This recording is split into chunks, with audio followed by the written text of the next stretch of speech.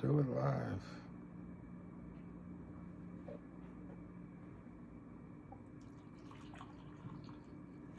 We'll do it live.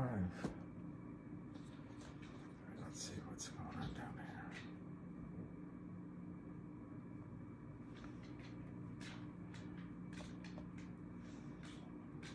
You're calling an idiot.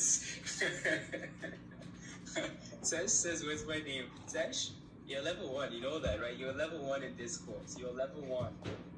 Like there's 0 and then there's 1.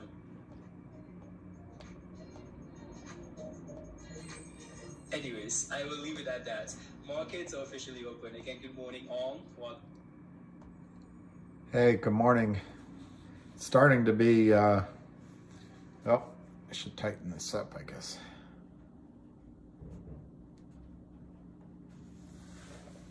Yeah, it looks better. How are you guys? Let's see how it's opening. GTII. Go Nationals, I know.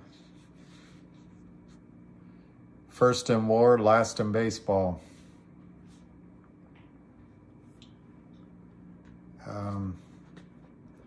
Yeah, it looks like we're going to open down. And they're going to try to bring it back down.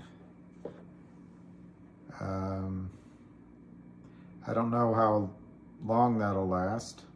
Your favorite stock is also opening down. COSM.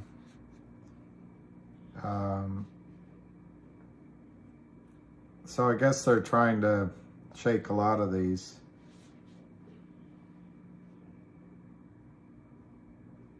CLNV opening down a tiny bit. No, actually it's just turned green. No.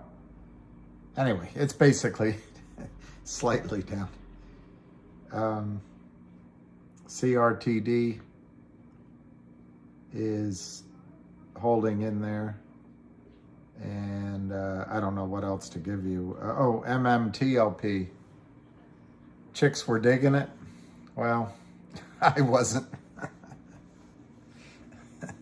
By the time I finally got chest hair, it was gray.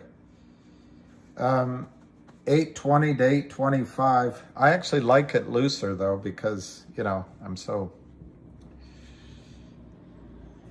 how I'm shaped. On MMTLP, 820, and MMAT, I want to look at, even though I'm not recommending that at all. 185, very interesting. On maybe some of you guys would know. Maybe some of you guys would know the answer, because there's several people on this that know more than I do. But this MMAT, which is the parent company, so to speak, of MMTLP, I mean, it's where the distribution is coming from, and it's where Torchlight originally merged into. But it's a completely different business. So anyway, but what I want to ask you, they have a lot of calls. I didn't know that. January, February, April calls. And so one question I have is, could there be enough buying of calls to cause a gamma squeeze? The other question I have, which doesn't relate to GTII, but it might relate to Finger, and I don't know about any of the other stocks you're following, is if a hedge fund buys calls in the money, is it true that the OCC guarantees delivery of shares? The import of my question, and I called someone to ask and they didn't answer, so I'm asking you guys. The import of my question is, if there's a huge naked short that a hedge fund has, for example, in this MMTLP, MMAT situation, it's rumored they're short MMAT as well. But if, let's say, a small hedge fund is short a lot of the stock naked, they didn't borrow it. Could they, that's my question, I guess, could they just buy calls in the money and have the OCC guarantee the delivery, and thereby, you know, since they're in the money, they'll just wait till expiry date. The calls expire, but then by contract they get shares. And then does the OCC just create shares out of thin air as well? That's my question. Good morning, good morning, good morning.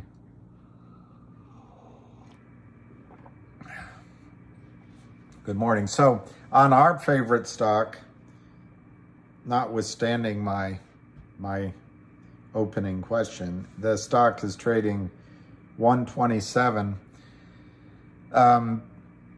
There was actually a couple of videos I watched about it. Yeah, the Cosmos CEO is adding to his holdings.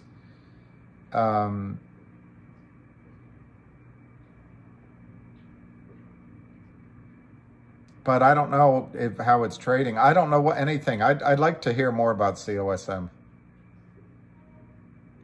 That's interesting. Jay, that's very interesting. I'll do that. I'm gonna get the petition out. Needs to come clean what's going on. He's losing shareholders. I don't know. He just made an announcement yesterday. Whoever sold the cover call have to give up the shares? Yeah. Oh, covered call. If it's a covered call. But what if it's what if it's a butterfly or a spread or whatever, and the call is just a naked call versus, I'm trying to think of an example, versus not a naked put. Maybe they do that too. That's a good point. Maybe that's a good point. I think Wes could do it. Here's what's happening with GTII. We just can't, technically, it was murdered the last several days. It's a week. And like all of you, I wonder why I didn't, what was I thinking? But the fact is, it was also there, it was in support for so long. But I've told you before, and that's another thing, is when a stock just goes sideways, time is risk. But anyway, let me get a better chart. I gotta cancel the ad. Cancel the ad. No, I want to go down to here. I'll just do 1 year. Or I'll do 6 months. We don't need 1 year.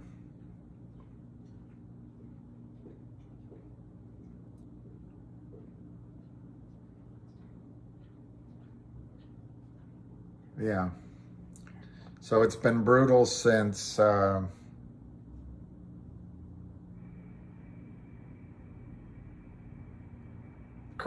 Thanksgiving week. But see that chart on GTII? It broke the pennant formation. It broke support on the 50-day. It broke support on the 200-day. But it was going sideways for a while, and I guess it was boiling us like frogs in a pan. But this bounce back is really strong. Looking at this, we went over 180. That's good. It's very good.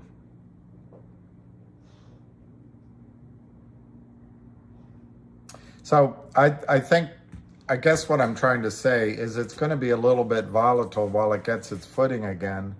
And I wouldn't be surprised that we don't really have a big move for days or weeks. The word on the street is COSM has 160% short interest. Good. The only thing is that could be bad. Is that good information? Because that can be manipulated, but that's unbelievable.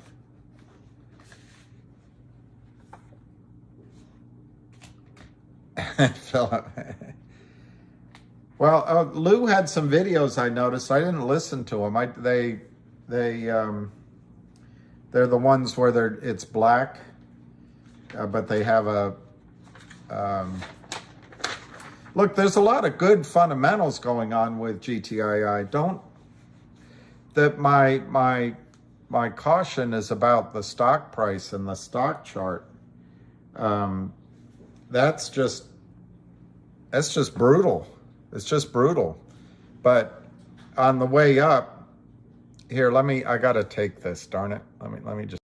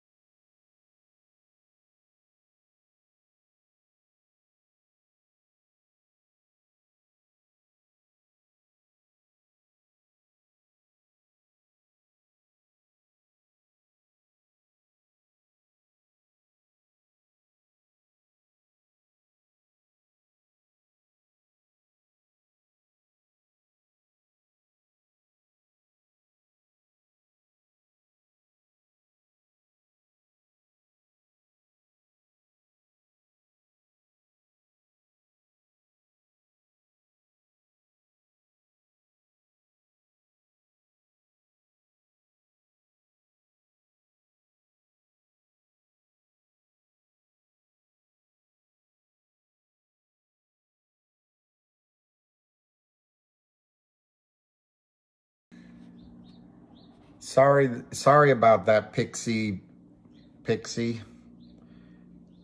I get, one call a month.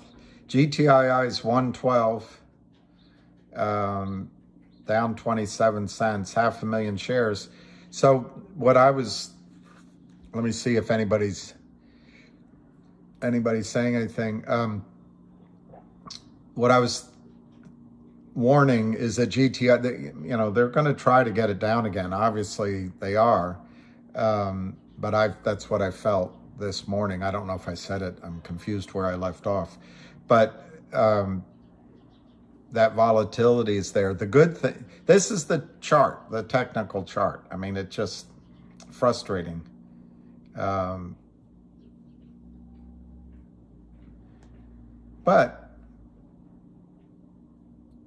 I don't know where they can go because there's big buyers in there, and that's not technical, but there's big buyers. And what you saw yesterday when the stock went up to 2 probably was day trading shorts that joined in on killing the stock, had to cover, and they're the opposite of us. They had stop loss orders above the market and they probably got executed. So anyway, it's just going to be volatile. It's getting hammered, Vince, it's getting hammered. One, a major supporter,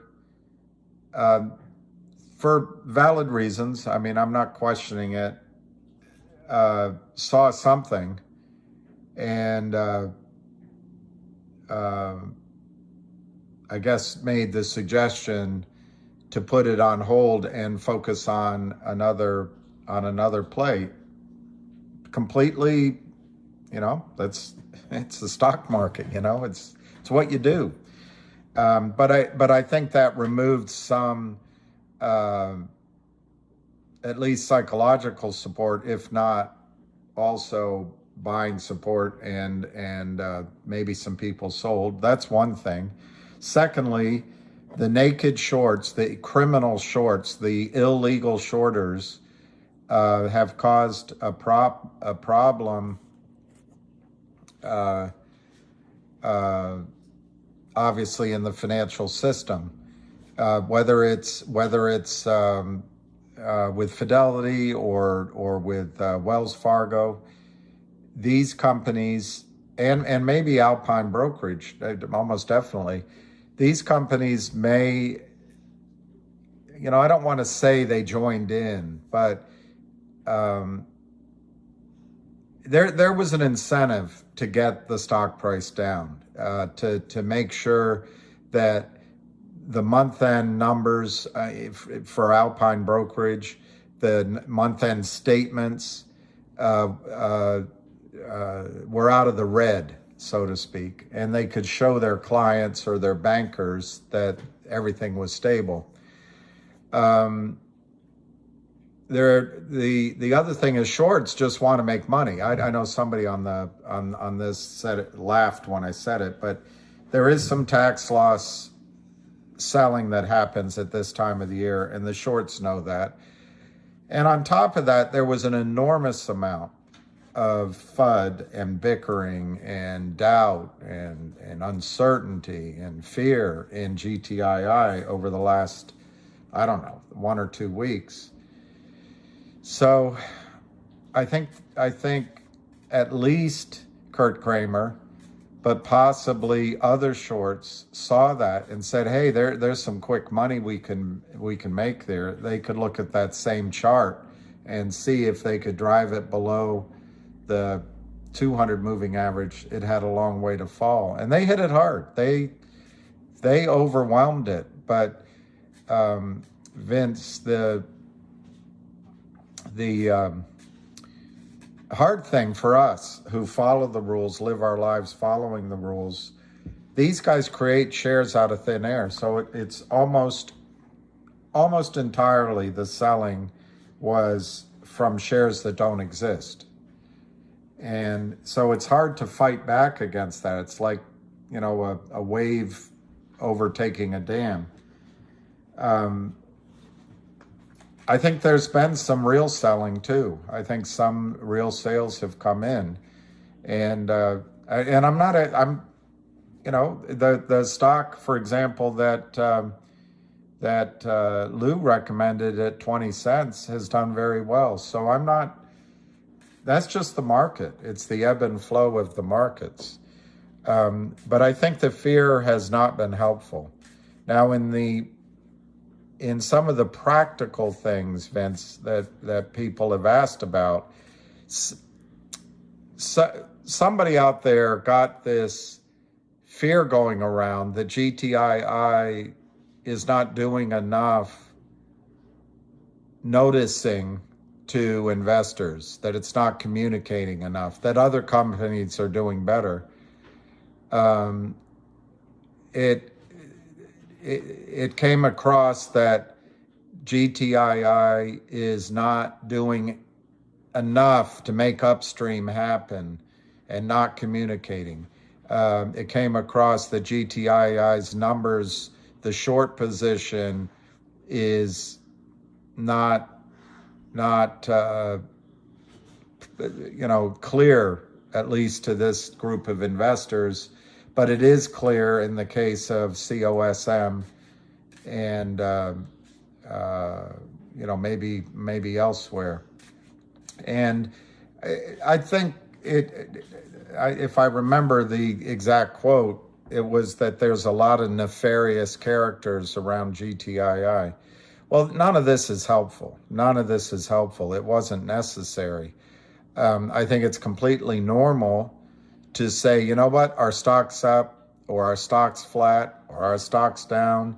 I see a better opportunity in COSM, and I'm going to put that on the front burner and say that this might take a little longer. That's normal. But to add all of that doubt was unfortunate. And I'm not sure it was intentional. I'm not saying that, and it might be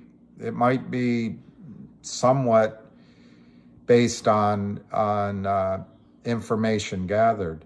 But anyway, Vince, all of that together meant that the shorts were selling aggressively, like a pack of wolves, into fear and uncertainty and doubt. People going, oh my God, should I be in this stock? I'm fear of missing out in COSM. Oh God, what?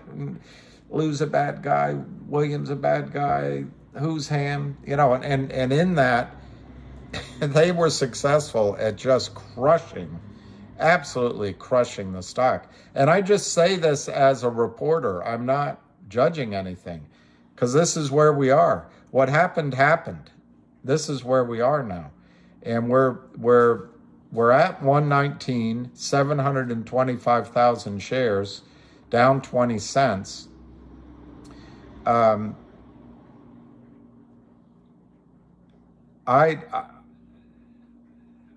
think the stock is vulnerable. Just to be clear, on the negative side, it's vulnerable to tax loss selling. That's the time of year. Somebody said, oh, that just sounds like AMC. But it's true, tax loss selling. It's vulnerable to people just giving up and selling. And I think it's still vulnerable to daily short attacks. Those are the negatives. And whenever a stock is crushed so much like this, you got to face it. A lot of damage was done. Now, on the positive, Vince, we're at a point where it's going to sound like I'm talking out of the other side of my mouth, and I am, because on the positive, when you pull a rubber band back so far, it snaps back. Or you hold a beach ball underwater, it bounces back. And GTII, the catalysts for the squeeze, the catalysts for the squeeze are never better. Kurt Kramer's added, and now maybe some other shorts, have added about 10 to 15 million naked shorts over the last 20 days to the pile. So when the buyback comes, they have all that more to buy back. To to the extent that it's Kurt and his account selling, when the stock, if the stock goes back up, the margin call comes sooner because they've got more shares underwater. Fundamentally, they hired Wes Christian yesterday, and Wes Christian is a short seller killer. And he's going to subpoena, I'm sure. I mean, it's obvious what his next steps are. He's going to subpoena, I would assume he would include Wells Fargo, Alpine Brokerage, all of those market makers, possibly FINRA. I don't know how that works with a regulatory body, but maybe some of the other brokerage accounts, when the, like TD Ameritrade, when the dividend count a year ago was not accurate. To quote the press release, Vince, and this, whoever said GTII needs to do a better job updating, this press release came out November 2022, yesterday. They announced hiring Wes Christian, and then they state right in here, which clearly is the purpose for the hiring. The company believes it may have been the target of a market manipulation scheme, Kurt Kramer, involving naked short selling of its common stock, Kurt Kramer. According to various publicly disclosed sources, Wes Kramer is very successful. So the good news is there's going to be, and because of a court order at some point, there's going to be an examination of tickets, time and sales. And that, I think, will make Kurt Kramer's RICO, his cone of RICO violators, the market makers and Alpine Security, very hesitant to take his orders to sell non-existent shares again.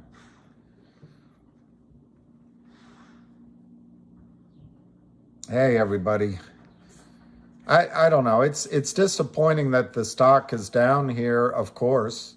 It's disappointing that the shorts seem to have a little bit of control. But I believe that it's possible Kurt Kramer's no longer the only short involved. There may be other shorts in here that are trying to scalp.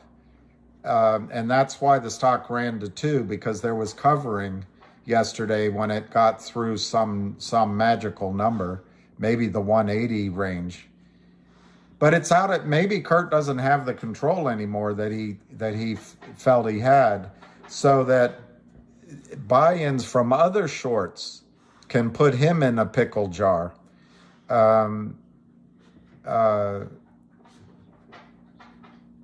The stock trading yesterday was really strong, a lot of volume. We closed up, obviously. We went much higher. I personally would have loved if the stock had closed over 180, but that's asking a lot. This is like a patient had a heart attack and we want him to get up and run the marathon again. It's going to take a little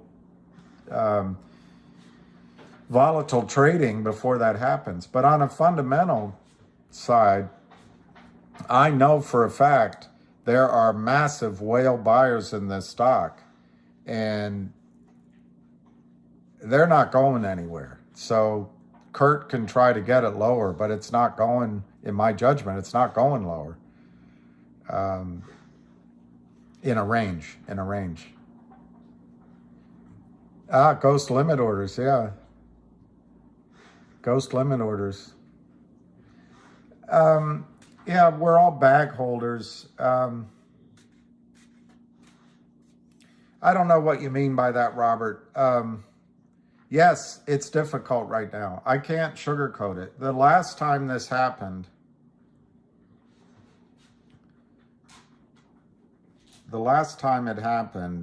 and it was Kurt Kramer all the way.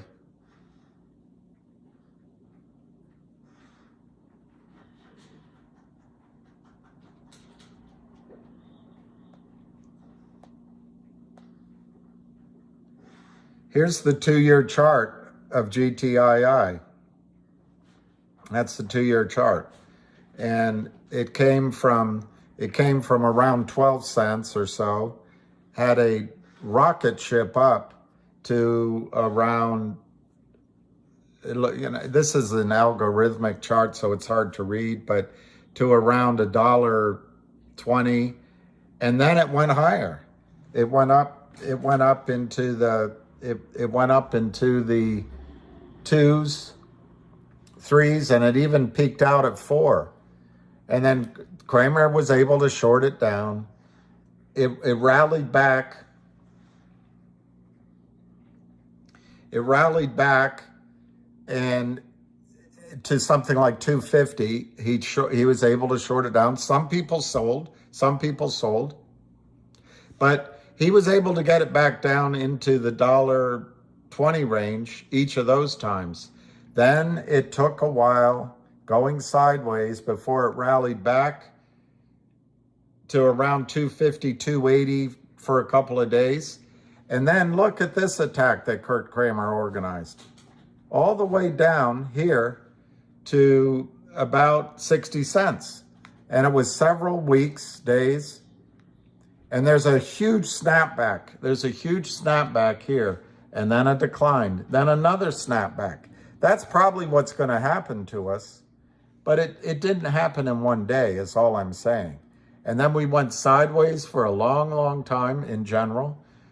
And then he just made a massive attack on the stock here, getting it down to, I don't know what that says, 45 cents. And that took months. But he did it.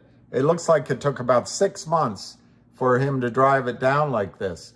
But then buying came in. It's up. He feebly tried to drive it down again.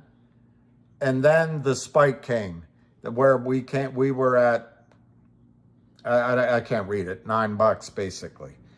And unfortunately, as you put it, we're bag holders. It went sideways in a broad sense, but it mostly went down for this period of time. And then he attacked it.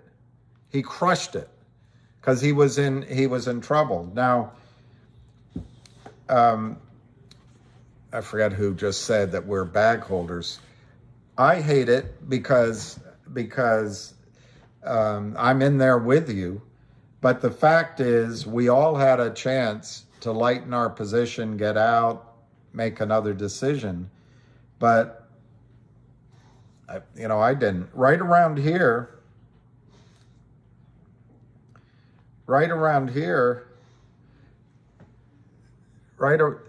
somewhere in here, one guy brought up, which is fair enough, brought up finger. And right in around here, one guy brought up COSM right in here. Two different guys. And so I think it's possible that helped break the support, and computers might come in. A lot of this shorting here is probably these guys that stare at a screen all day and use computers. So it triggered some selling.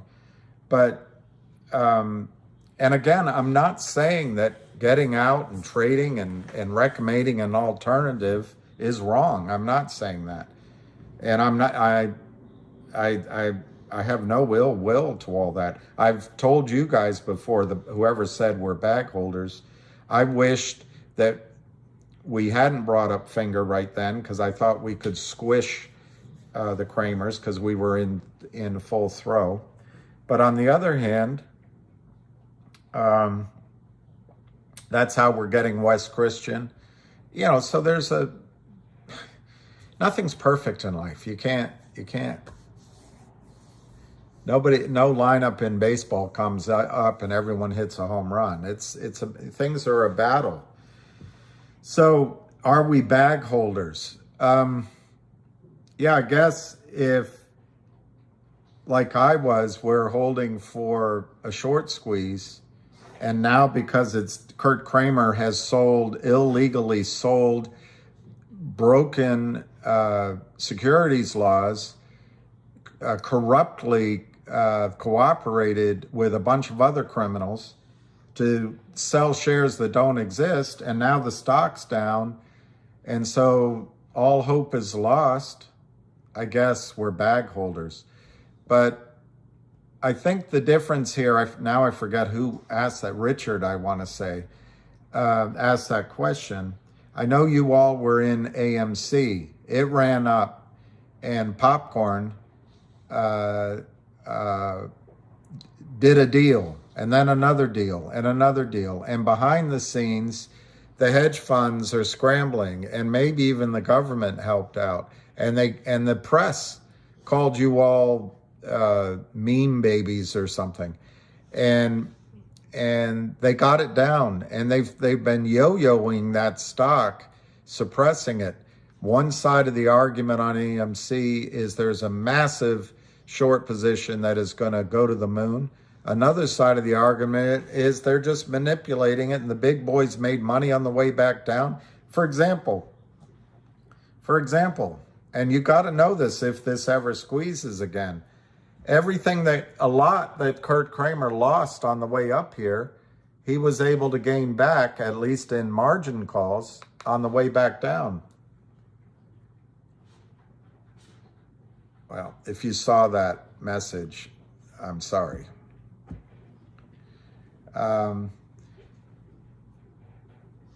Yeah, but I'm kicking myself. I'm saying, why didn't I sell?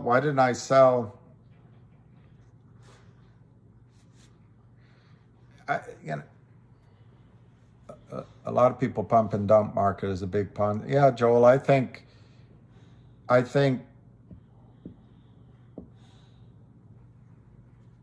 there is pumping and dumping going on in the market. And I think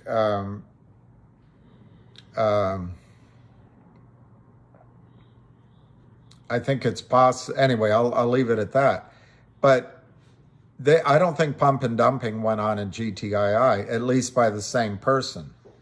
I think there's been a theme, a story, and the company working really hard to crush Kurt Kramer and force a short squeeze. The only thing Kurt Kramer is going to understand is losing all of his money. But in that battle, Kurt Kramer's been dumping. All along, he's been dumping. When I first got into the GTII situation, it was my understanding, and I cannot confirm it, that the naked short position was around 60 million shares, maybe as high as 75 million. Since then, watching it, Kurt Kramer has naked shorted possibly as much as 100 million before his last month's slaughter of the innocents, which is probably another 70 million added to it. But the numbers are there to be found, and Wes Christian will find them. The numbers are there. Well, anyway, I'm getting he's counterfeiting. That's right, he's counterfeiting.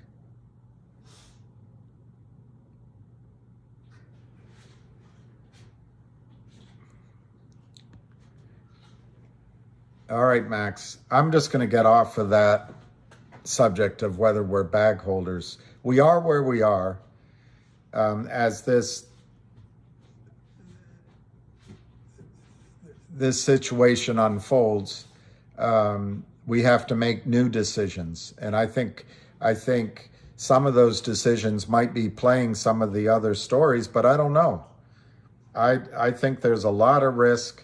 There's a lot of upside in COSM, but there's a lot of risk. By definition, you're paying more for it. And you don't think shorts are involved there? Real shorts? They sell fake shares, but they're not pikers like Kurt Kramer.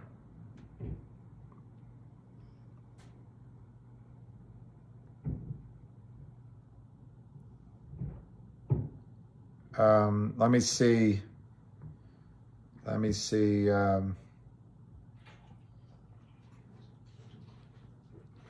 Are any of you? Yeah, McUltra COSM's going to $2. That would be great. That would be great.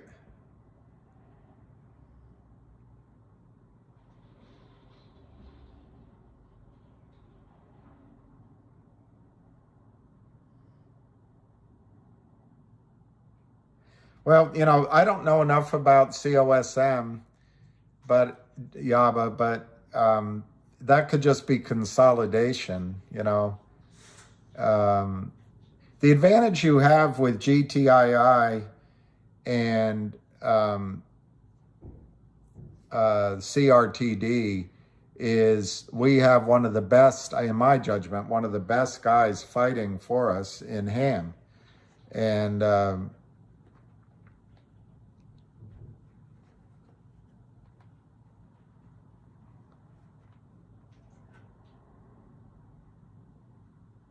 yeah, Tom R. says it great. I like that, Tom. I think that's well said. In my opinion, you are not a bag holder if you were in for a squeeze play. If you're in for a squeeze play solely, which unfortunately, that's how my brain started working. In retrospect, should have sold some. You are knowledgeable and risk averse to understand what you are doing, moon or to zero. And that's kind of where I was. We do need to work as a unit. See, I love that, Otto. Now, here's Otto. What Otto's saying is really good. I've been in and out of COSM 3 times with all profits, and I threw it back into GTII. And one of the things that's different, because I've been thinking about it for me, when you're trading a stock, like you obviously were with COSM, you're better at judging, okay, I got in here, this is a good profit, I'm taking it, and you wait for the pullback and you get in and you do it again, which sounds like something that you did. But with GTII, when you're in it for the squeeze, which is, in my judgment, is going to come, and Kurt Kramer's going to end up in prison, but that's just my judgment. And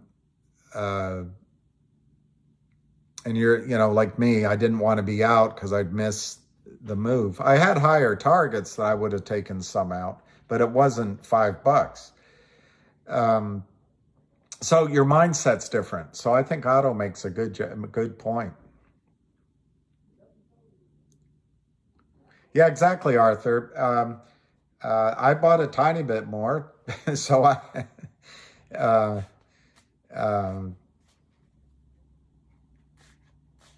good morning. And do any of you guys follow OTIC? OTIC? Good morning. Let's look at MMTLP. I can't believe it. That's down 12 cents, 805. It just seems got to be missing something there. Good morning. Good morning, Dormant Devil. All right, so MMTLP is at 8. GTII is at 119. CRTD is up 6 cents. It's at 78 cents. And remember, that guy, Jeremy, the CEO, is giving a conference next week, and he's going to talk about and he's a longtime pro. He's going to talk about the situation. He's going to meet with funds. He's going to tell funds about the opportunity to kill the 330 million shares naked short in CRTD. It's now 80 cents. And he's going to bring up Kurt Kramer.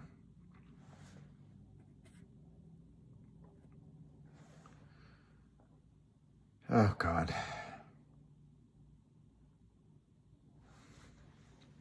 All right, so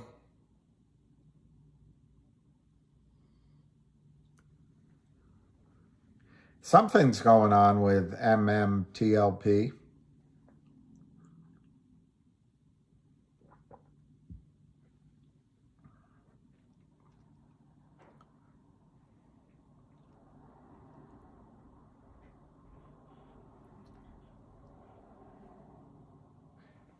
Okay, so it's on the big board and it's heavily shorted. It's on NASDAQ, right? Ah, that's what it is, our Will. That's what it is. So the back offices are, that's why I put that quote up there. They're just people that never seen these.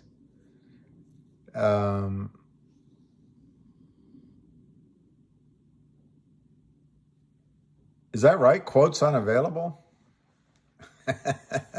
Boat bomb. Has Marge made it back? NASDAQ. So Roger, I'm wondering I guess it is true that COSM is NASDAQ. And so I guess the goal is to get COSM over $1. Is there logic? Ahmed, I think they're all, it makes you wonder if there's some sort of collusion amongst all the short sellers helping each other out. Anyway, I'm wondering if there's a legitimate theme in these companies trying to get back over $1. Anyway, Roger, I was just wondering that. Maybe OTIC becomes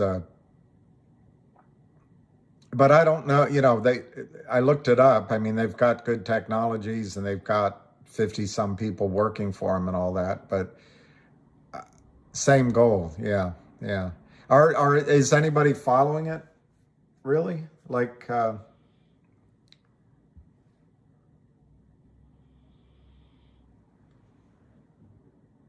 Lou posts on Twitter, there was never an S1 filed for GTI, so I posted. People are starting to panic because of him. Yeah, I've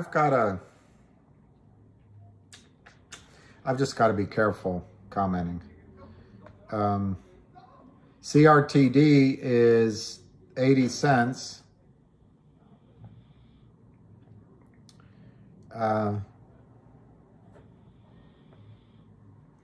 Yeah, I saw that, Max, on COSM. On COSM, I saw that they got an extension until January, but just as a I don't know what to say, with no edge on it, I point out that it's likely if the stock doesn't stay above $1, they will reverse split it. And I think that's tough. So I guess my only point is if they reverse split it, over the next few days or weeks, get out, probably. I need a secretary.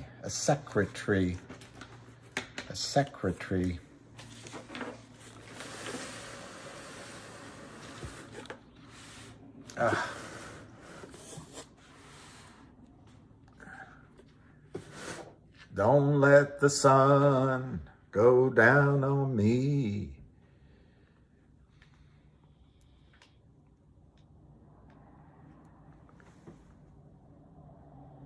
Well, Brian, I think one of the biggest reasons that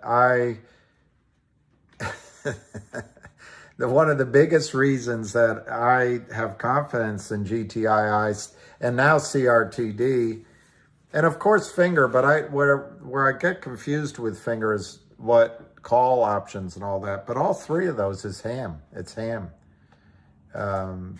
totally ham.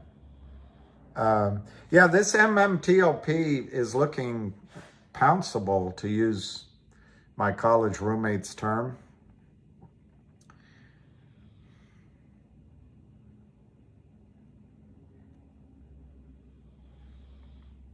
But whoever mentioned all three stocks, it's just weird. You don't get a break between the three. If you had one go up, you could take a profit and move in the other two, but they all move together. So it's zero sum.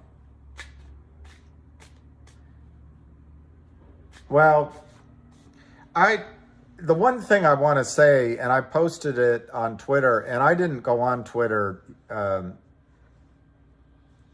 don't know, sometime yesterday through today, and I might just stay away. It's just so toxic, and it gets you all worked up. But the company has done something like 36 press releases this year, and I think they've done 3 or so in the last 3 or 4 in November. I think it's a specious claim that the company is not updating investors and is avoiding giving news.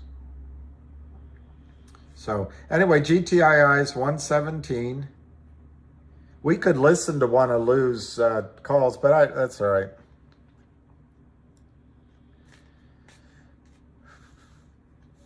I don't know.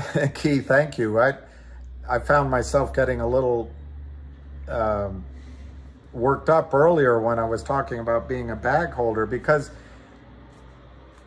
exactly, Andy Aviles, wealth is easily transferred from the impatient to the patient. Warren Buffett. Exactly. Look, I can't sugarcoat it. We should have taken some profits up at $6 and $7 a share and be buying back right now. But would we have bought back now? We might have bought back sooner and still been crushed. And it's just in retrospect. At the time when the stock was going sideways, albeit with a little bit of a downturn, and it was creating a declining wedge, which is a bullish signal, it was equally as, at one point during the tip of that pennant, it was equally as likely it could break out to the upside as it did to the downside. And yeah, it's frustrating. That's interesting, Roger.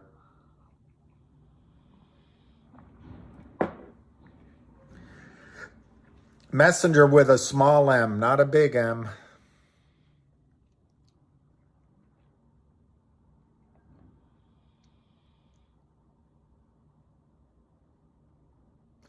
But I would say,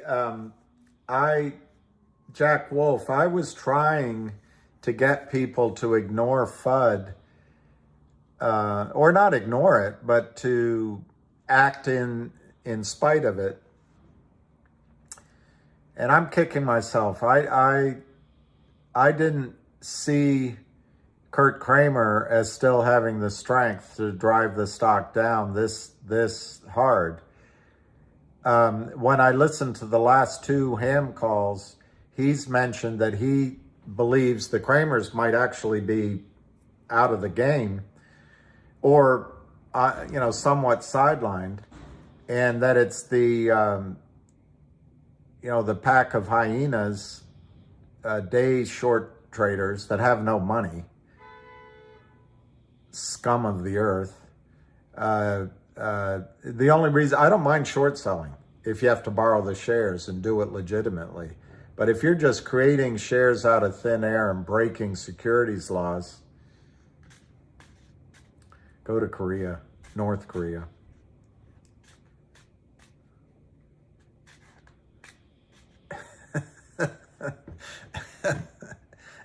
David Lee. Be a therapist. Well, I've heard that.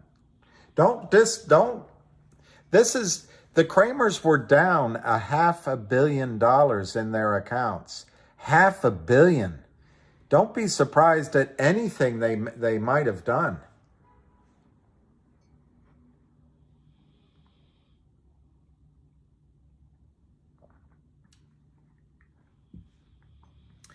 One thing about news, I missed the name, whoever just said there might be news tomorrow on Cosmo, which,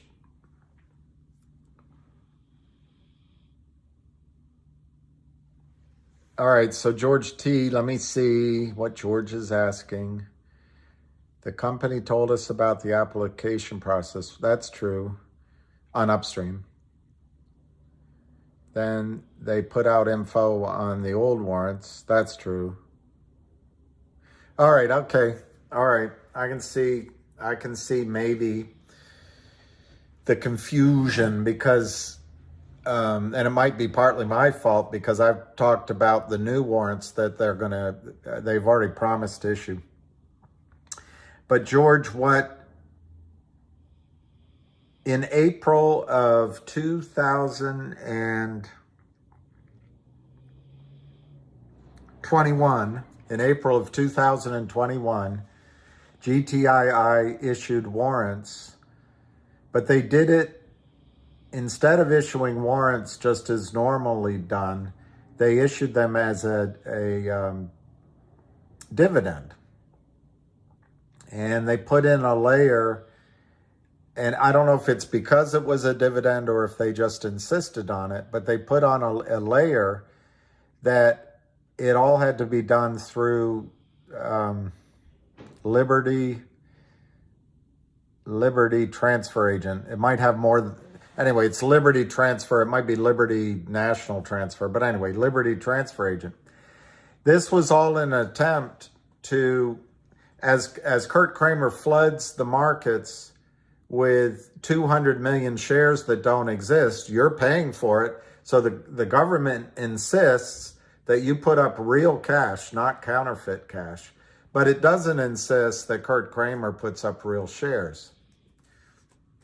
But the problem for Kurt Kramer is the laws are exceedingly clear.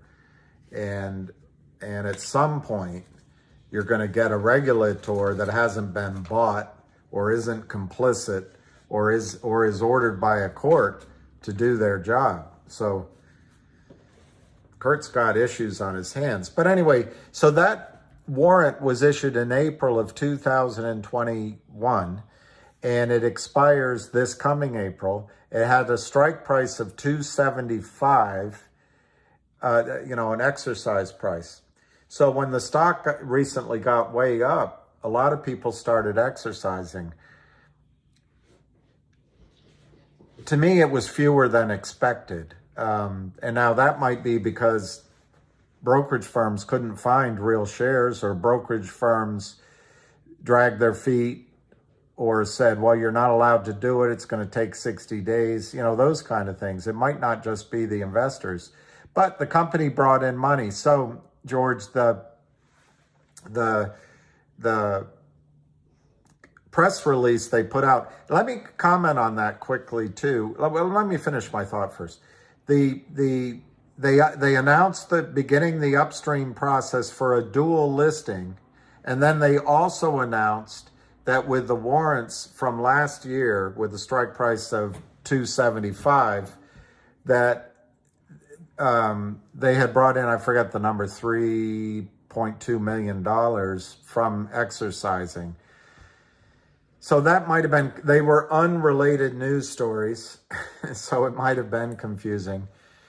The second thing we're going to try, it's big we, I'm just, involved here.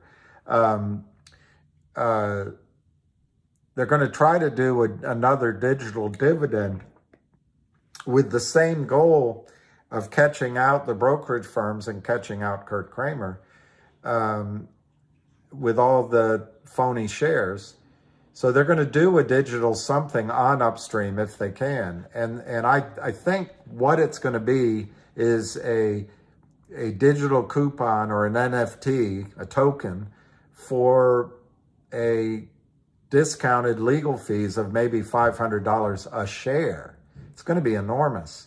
And remember, but you can't do it until the law firm merges. You know, that's all those delays. But George, quickly, one thing I want to say, because I do have experience in this, albeit probably not as extensive as many of you, but a publicly traded company is not allowed, if they have news to release, they're not allowed to hype the news. They have to be really careful. So you might ask, why didn't GTII put out one news release for Upstream and wait a day and put out the other news release for the warrants? That gets into an area where the SEC could accuse a company of pumping to dumping, and you got to be really careful. If you have news and it happens to be one piece of news, you have to announce it before you can talk with one person about it that's not an insider, that hasn't signed an NDA. If you have 2 or 3 pieces of news, you know, the salesman would spread it out to just go boom, boom, boom, you know, left jab, right jab, left jab, and then have the uppercut. But the fact is, you're not allowed to. You have to put them out all at once. So that's one of the reasons GTII follows the rules to the T and the II. But they, in that case, it might have been confusing, George. So just to summarize, Upstream dual listing, one item. Potential Upstream issuance of a token, second item. But that token can be issued on another exchange. And for that matter, a dual listing, you know, the dual listing is not the sine qua non of trapping the shorts. It may work, it may not. It's just another way of forcing a count. And they're just going to keep at it. They're just going to keep at it.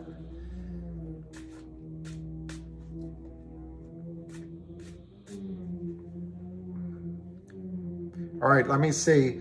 I feel like we're just not much going on today. GTII 117, 118.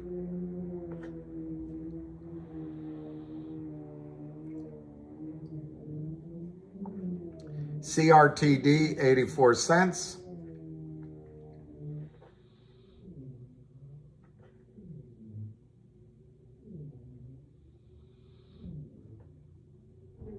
That's because I screwed up.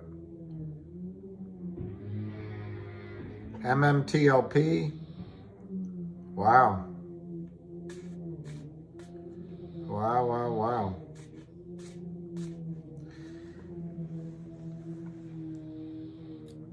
I don't know if everyone knows, but it's not proving the naked shorts or that everyone knows about it. What you're trying to do is, because the rules aren't being enforced,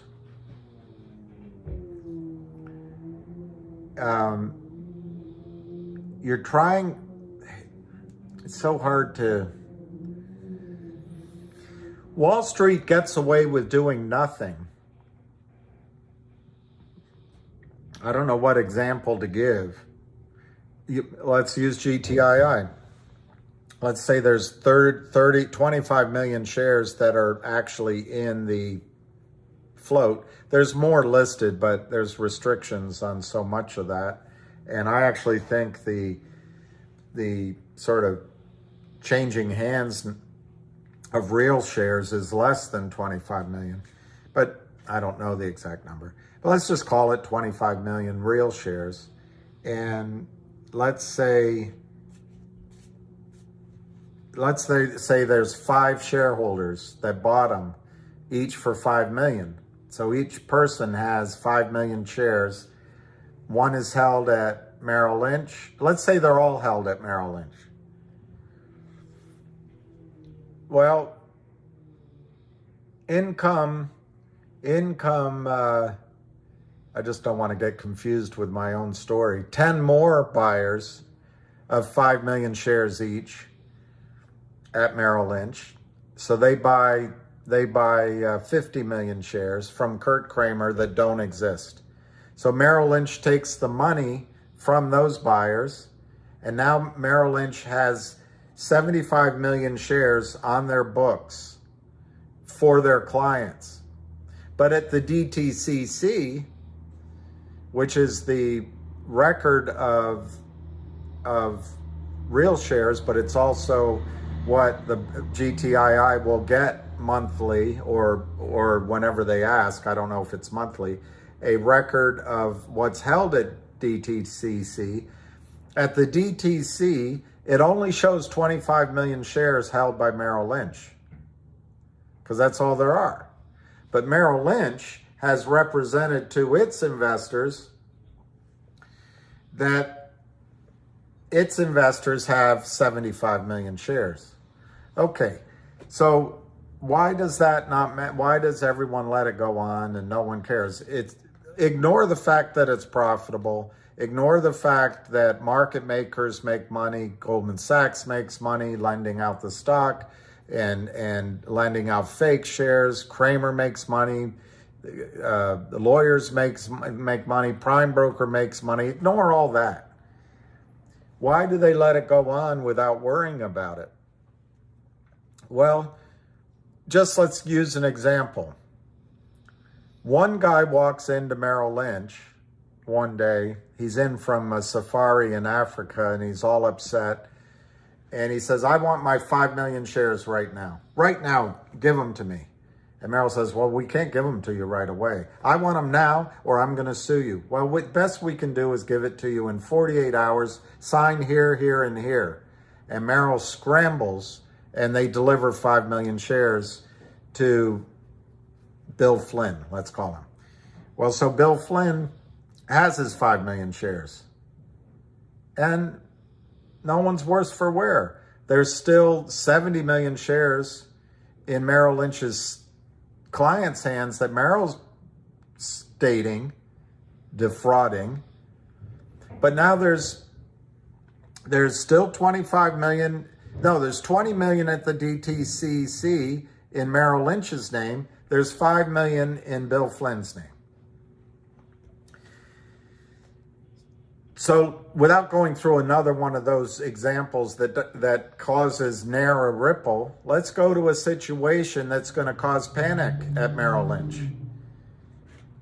Let's say after visiting Puerto Rico,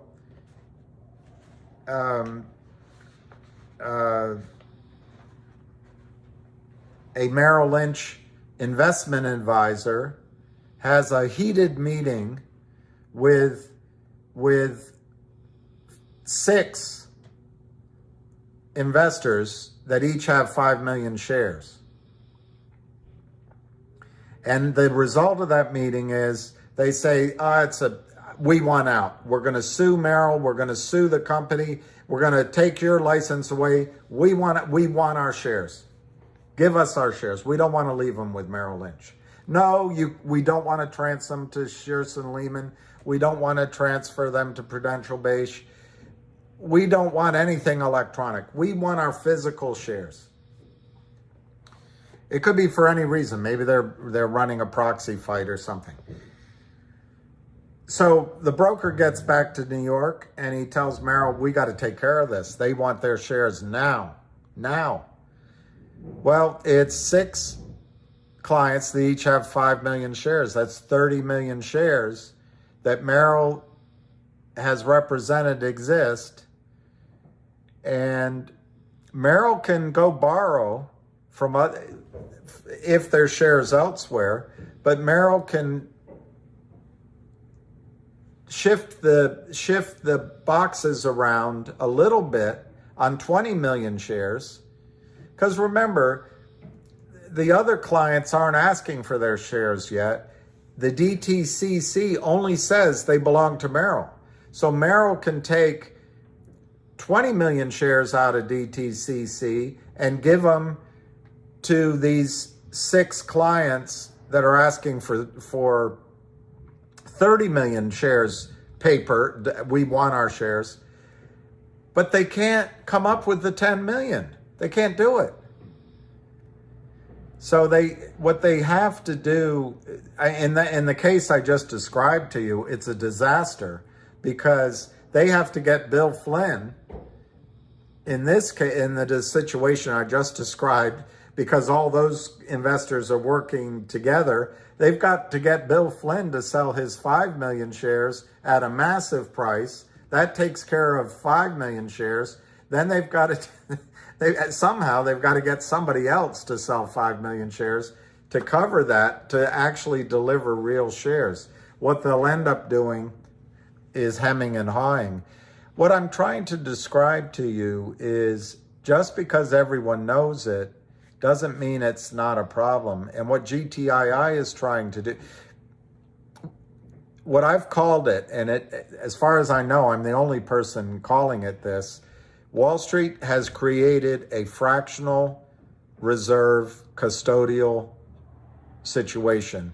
And they're creating a fractional reserve security system so that they can multiply the outstanding number of shares in the entire American financial system. They can double it, triple it, maybe even multiply it by 4 or 5 times just by allowing fictional shares to be in your accounts, electronic IOUs. You don't know about it. What it does, it allows Merrill Lynch to collect asset fees. In the example I gave from the start of my example, it allows Merrill Lynch to collect asset fees on 75 million shares instead of the 25 million that exist. It allows them to charge management monthly fees to Merrill is also a prime broker, so they're able to charge monthly fees to, in this case, Kurt Kramer. They're also to make money on the transactions, on lending shares. They're able to expand assets under management by looking the other way as counterfeit shares are created. And it's in the interest of Merrill Lynch and in the interest of the Merrill Lynch broker on the revenue side to do so, because it leverages how much money they're making based on the real assets in their account, accounts. By allowing you to send money in, expands Merrill Lynch's assets under management. In the example I gave, you're buying 50 million shares that don't exist. Let's say you paid $3, 150 million goes into Merrill Lynch. They're not giving you anything. They're giving you nothing except an IOU. Well, it's a lot like going down to the bank. If you put that money in, I went through that example. The whole banking system is based on the fact that you give the bank the money and then they can lend it out or do other things with it, because they know that only one of you will come back and ask your money out in any given, let's say, 10-day period. So they multiply it 10 to 1. The good banks do. Other banks get in trouble and multiply it many multiples to 1. It is my opinion, and I've never read it anywhere. I've heard no one else say it. So maybe I'm wrong, but I believe that the Wall Street, the 4 main brokerage firms and the hedge funds have decided to create a fractional reserve security system, and the criminals help them do it. And it's all based on the hope and the statistical data that in the case of GTII, if Kurt Kramer puts out 200 million shares that don't exist, and the system takes from you, let's call it at $3, $600 million, and Kurt takes from you $600 million, but the system has those assets. And then it's not just Kurt, it's the other short sellers, it's the other buyers, it's the commissions that Merrill Lynch's prime broker makes, it's the geniuses in the IB department of Merrill Lynch that can create CDOs around them, because they do this in all assets. They do it with mortgages, they do it with gold and silver, they do it across everything. And when you see these guys get on TV, and women, you look up to them, wow, they're so great. They're just all a bunch of pack of cheaters. But it's all based on the theory that there won't be a run on the bank. There won't be a run on the securities firms, the custodialship. I don't know, my name isn't very catchy, but it's the fractional reserve security, custodialship of securities, or the fractional reserve security system. The point is, they don't expect you all to come and ask for your stock all at once. So and then on top of that, because this has happened to me, on top of that, you used to be able to just I want my shares delivered to me. And they do it. Or you could say, I want my shares in type 1. I don't want my shares in street name, which is margin, so they can lend it out. See that? When you go into the brokerage firm, they put it in Merrill Lynch's name, so Merrill can lend it out and get all these fees. But it used to be you could just call and say no, or just say, move my assets from type 2 to type 1. I want them in my name. And then the brokerage firm had to keep your certificates in your name, in your account, and it's somewhere in New York. Well, about 10 years ago, or a little longer, brokers no longer do that. They will not hold your certificates in your name. So you have no choice. They're in street name. So now if you want to get GTII shares in your name, you have to pay something like $1,000. It's expensive. And then the worst thing is to get it back into the system. There's only one shyster in California who will, I called NASDAQ, who will help out. He charges $2,000 or $3,000 up front, and then a percentage of the value of the shares, just to take 60 days to study if your shares are real or not. And then he sells them, and he charges, I forget what, 5 or 10% to sell them. And then you can get your money. Or he charges a fee to electronically get them resubmitted into the American security system so that you can have it in your account at Merrill Lynch. It's all rigged so that the system is never going to have a run on the bank. They're never going to have a run on all of Kurt Kramer's 200 million shares of toilet paper, pieces of toilet paper that were put in your account. So Kurt can walk around knowing that the odds are probably 2%. They call it a fat tail in risk or in statistics. He knows it's not going to happen, or it's the black swan. It's never going to happen. So he can be all cocky, roll with us, knowing FUXs with the Kramers. But Merrill also is confident that you guys aren't going to ask for those 200 million shares all at once. They're completely confident of that. So the system is set up so that this can go on and on and on and on. What GTII is trying to do, and I think it's unique, I think now CRTD is doing it. I'm not as positive on Finger because the CEO he's really good, and the fundamentals are in Finger are absolutely amazing. But the CEO is so deliberate that, and all of us take a while to learn what's going on, that I'm probably 70% there that he's going to do it. But Wes will do it. And I think the guys at Finger are furious at the Lind partners. So these three horsemen, Ham's horsemen, what they're trying to do is to get all of you, in the case of GTII, to ask for 200 million shares right now.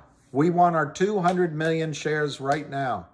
They're trying to get you to make a run on this fractional reserve banking system.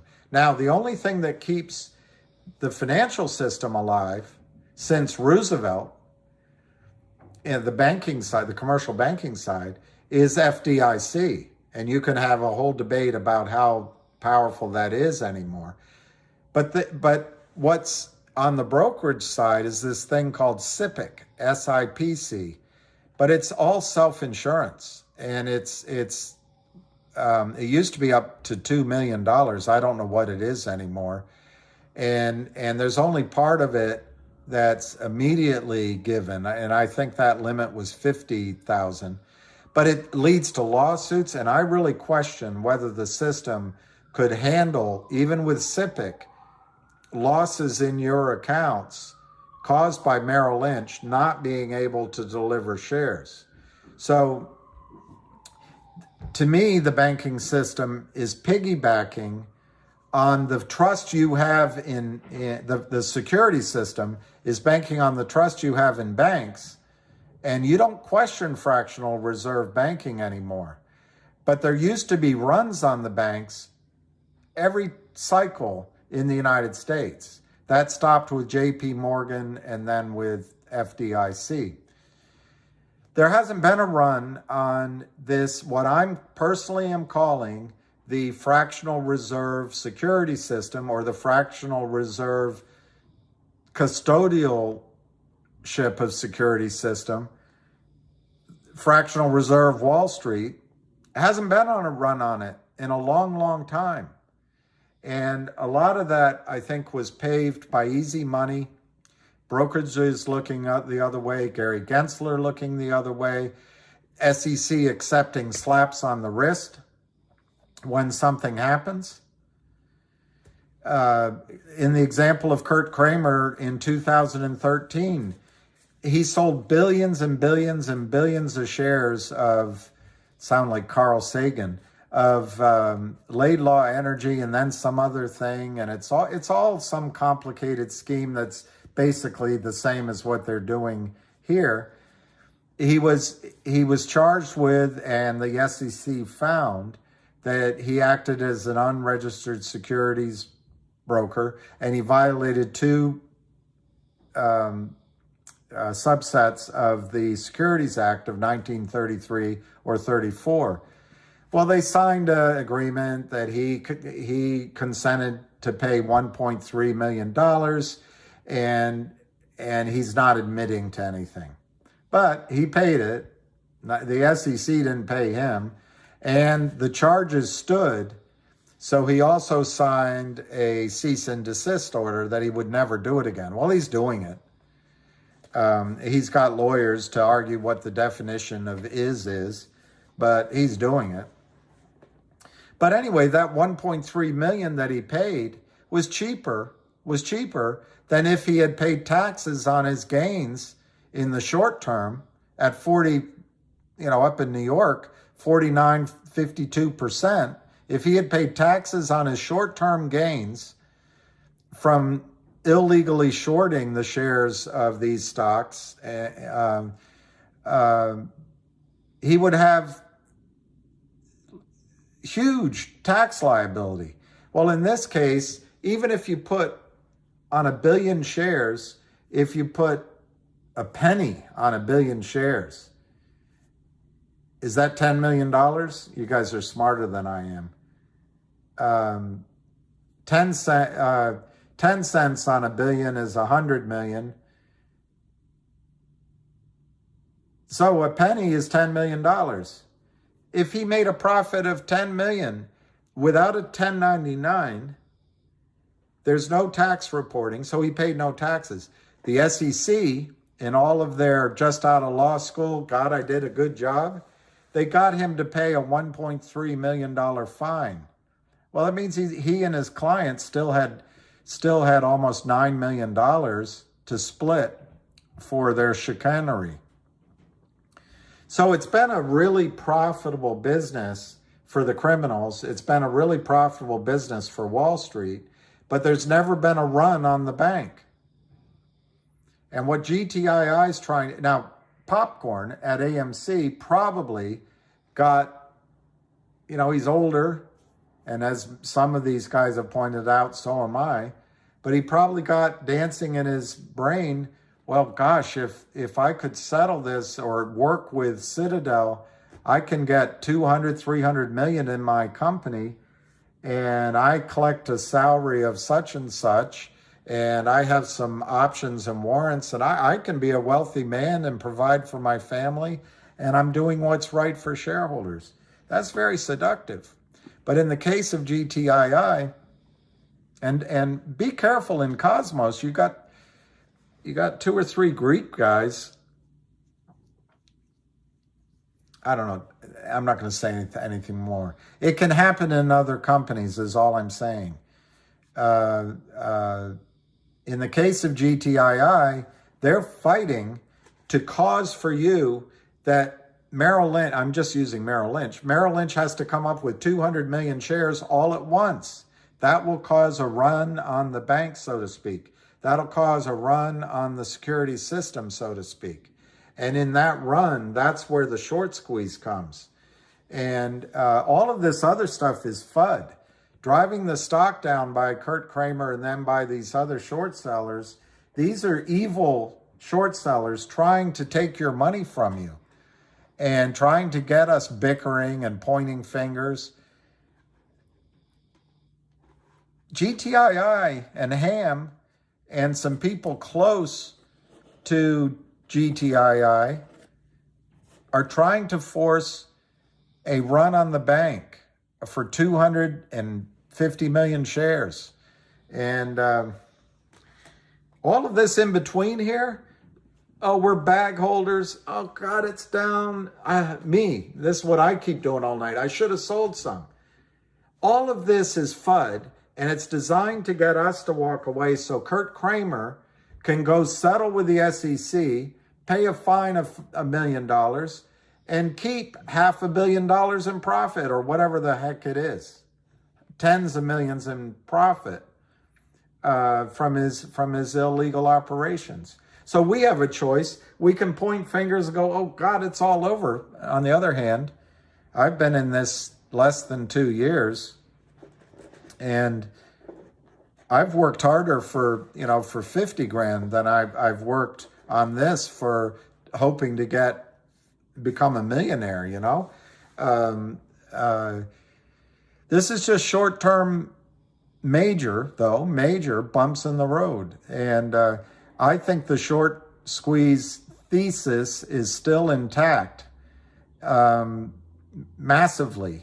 And it's not going to zero. Kramer's not going to get this company into zombie land. Kramer's not going to be able to settle with the SEC. Just not going to be able to do it. The IRS is investigating him. DOJ's investigating him.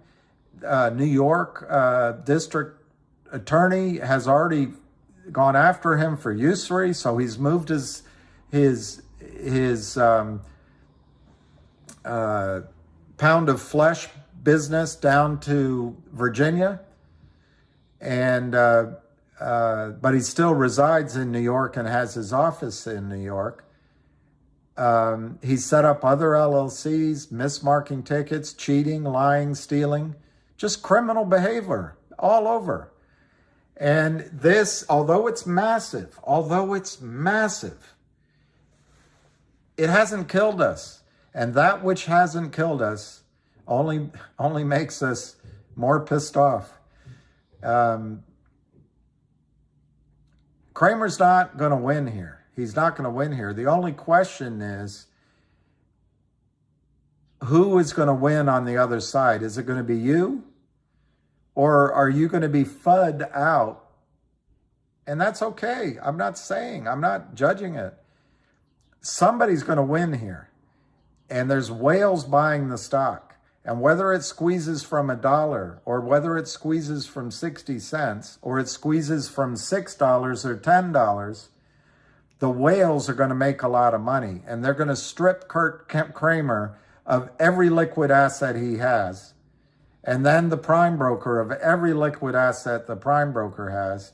And they're going to get paid out by DTCC. And that's how I see it unfolding. Now, are we going to be part of that squeeze? I don't know. We might be FUD out. But even if we sell, even if you sell, even if I sold, we're just a gnat on an elephant's butt. We're so small compared to the game that's going on. I don't own 200 million shares. But people are, Ham said on the call, people are buying millions of shares. And so Kramer doesn't have a way out here. He just has his one system. And in my opinion, whoever said we're bag holders, in my opinion, Kramer's already sidelined. This last attack were these devils that are try to short against retail. And by the way, they'll do it against Cosmo. They'll do it against MMTLP. They'll do it against whatever the other names, TWO. When they can, they'll do it against them. But it's by sticking together and we're buying that we get past a pain point that we cause a run on the Wall Street fractional reserve security system. And all of a sudden, Merrill Lynch has to come up with 250 to 300 million shares, maybe in the case of CTII, that don't exist. They immediately go to the prime broker.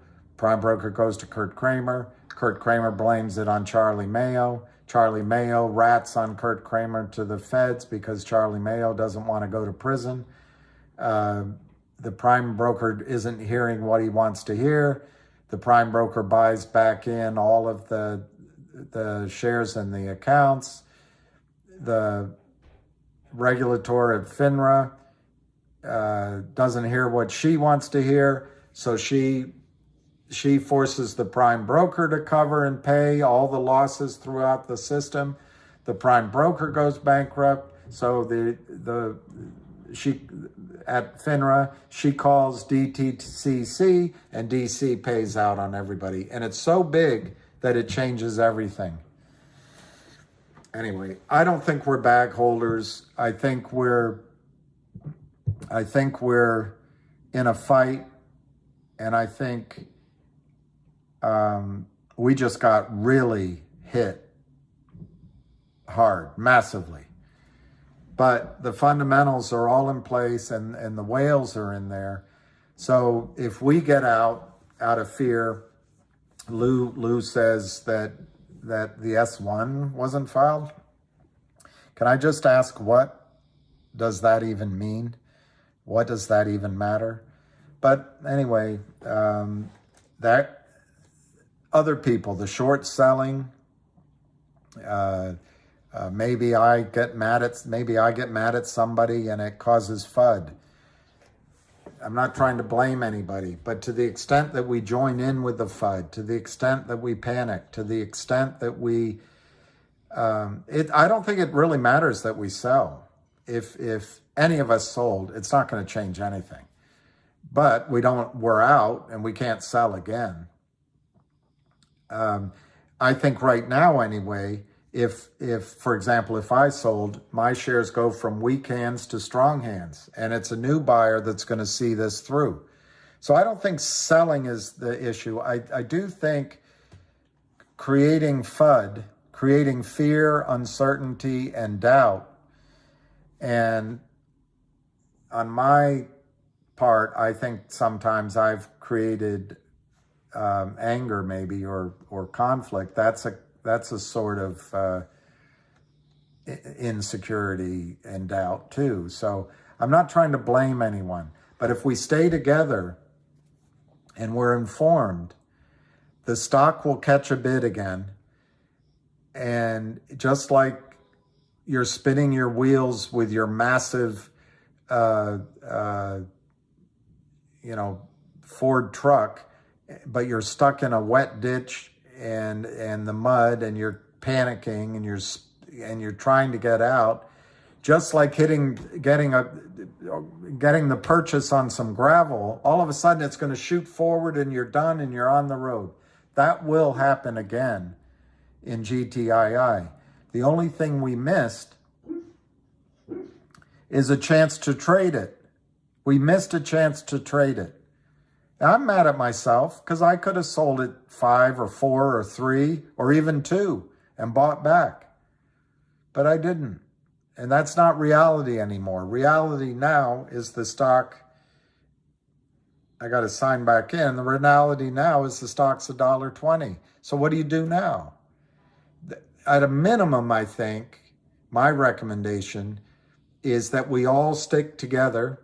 I would like this conversation, even though I'm monopolizing it right now, to be without FUD and to be without finger pointing and be supportive of everyone else.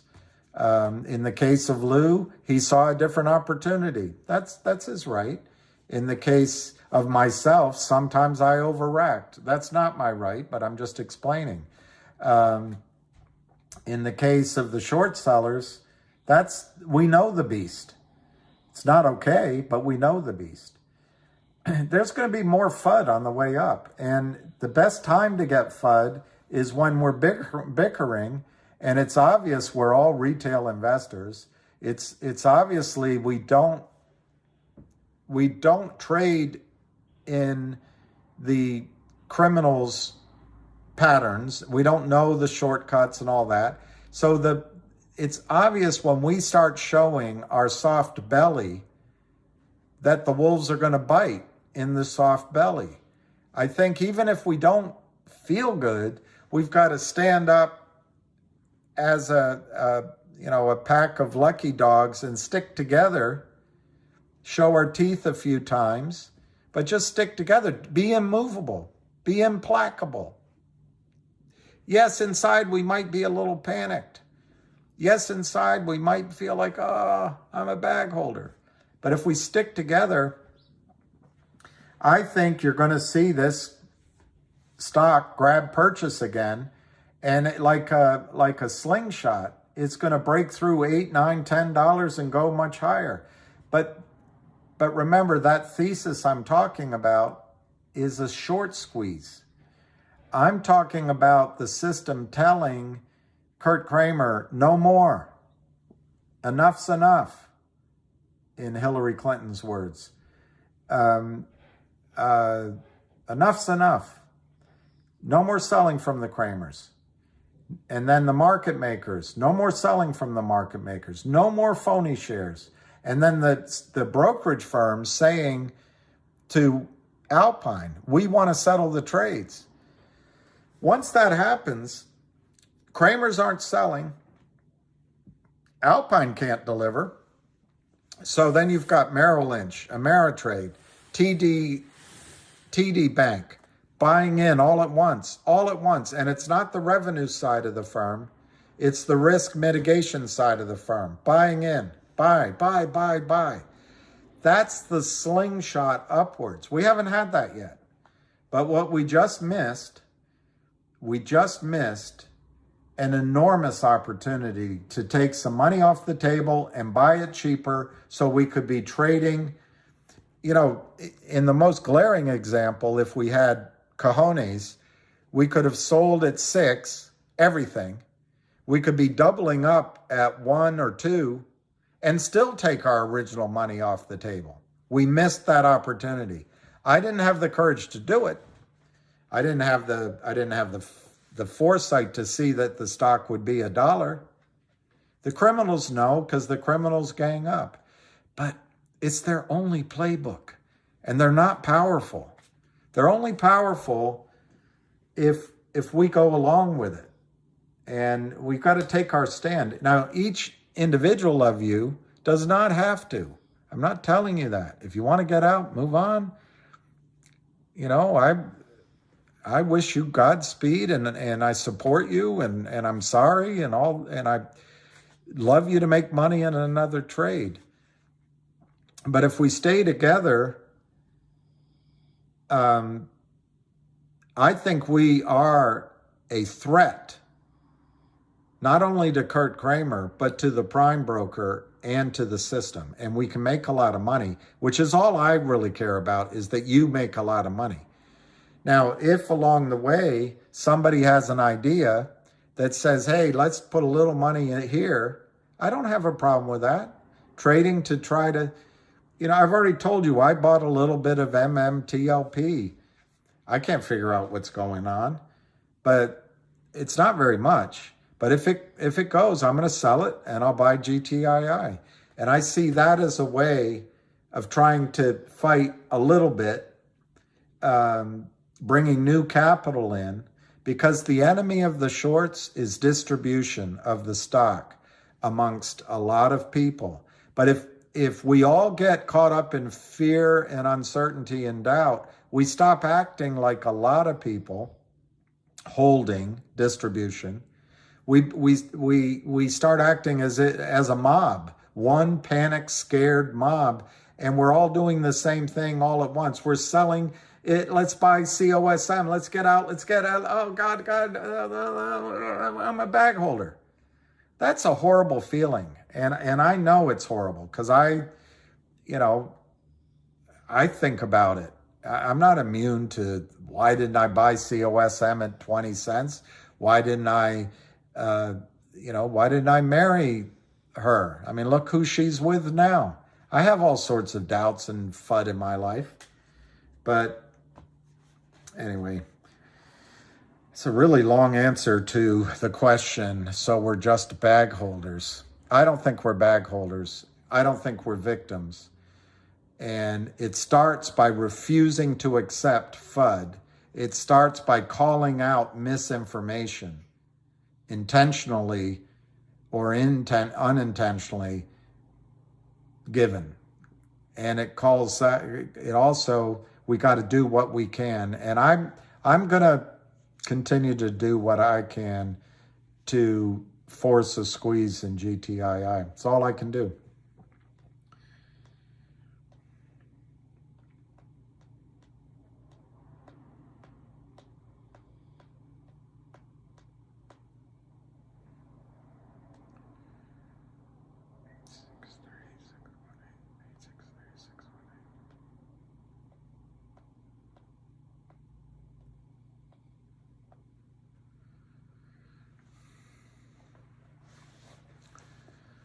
All right, now, now you guys are going to say, would you just shut up? Would you just shut up? I told you the story of that guy, my friend. He said he's a great guy. He's the youngest of 13 children. The rest are all mostly women, but he's very smart, very well-dressed guy. He's a journalist, a reporter. Yeah, you play the Jay Roach. Ah, God, Jay, I couldn't agree with you more, Jay. I want to go do something else.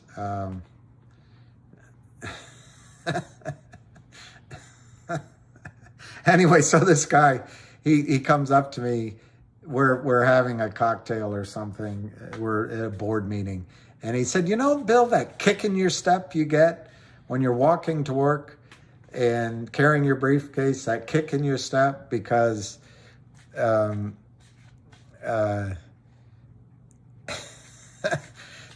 well, guys, yeah, I don't want to be negative either, but if garbage trucks back there, but out front here they're doing something with the. It's so sad that cable companies come in and rip up the streets after they've all been completely renovated, and then they put down, and then next comes an electric company, rips them up. That's what's going on. Do you mean the African swallow or the European swallow?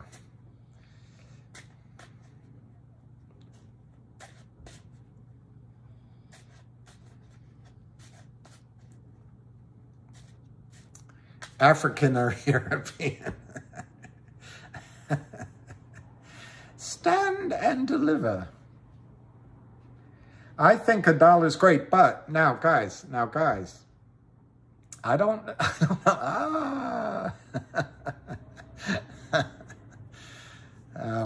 What a show. The only thing is I really want to tell you is it's going to be volatile. So if you buy at 1 now, I hope it goes to 2 and stays there. But we're basically, it's a new chapter. We're back to starting, not from square one, but we're back from starting with kind of a new trade. We're facing the decision, F-U-C-K. I could have gotten out. I could have had all that money. I could be buying back now. So we can bemoan it, and I can be a bemoaner at times in life, particularly as it comes to love. But we can also say, you know what? I'm going to get back out there. I'm going to start doing some things. And that's why I suggested the other day this MMTLP, which while I'm talking to you, now it's up. Darn it. Could have bought it under 7. Under 8. But debating, either the market knows something I don't know about MMTLP. And the only thing I can think is, as a group, they're going to all cheat and not honor the distribution or the stock going private. And it might be 80 million shares worth. That's the thing. No one knows the number. It could be 165. I've seen both numbers. But then they face lawsuits.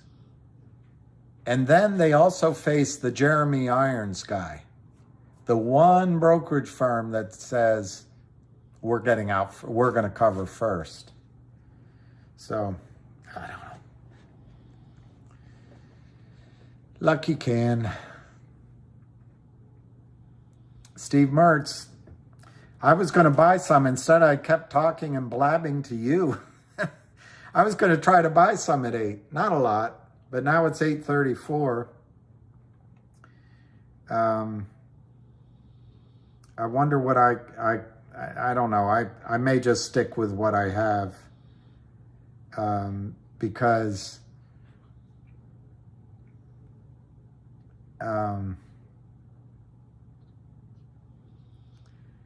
it'd be hard to buy enough to make it make sense.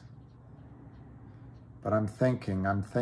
Your money or your life. I'm thinking. That was Jack Benny line. Your money or your life. And Jack Benny pauses. Hurry up. He says, I'm thinking.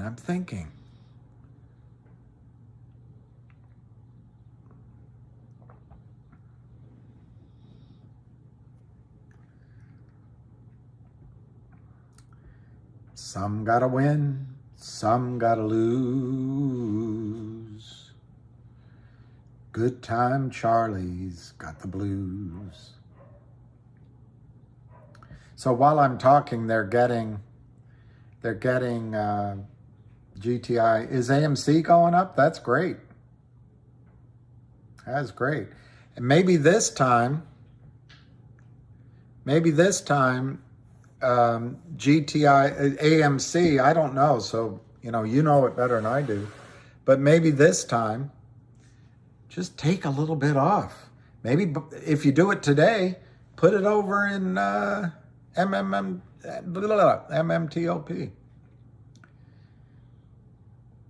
Yeah, see, you guys.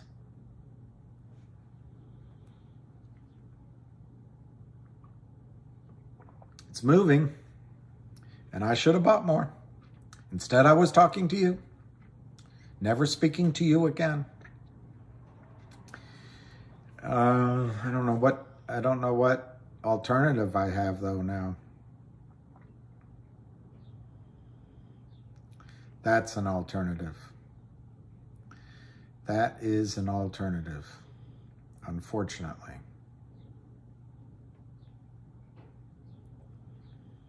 That is an alternative. And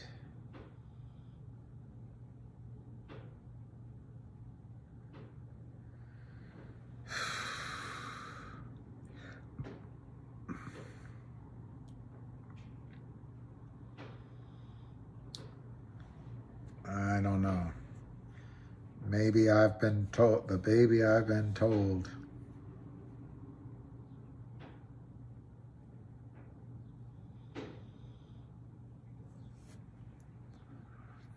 All right, I don't know. It's when you get an indecisive that it screws you up.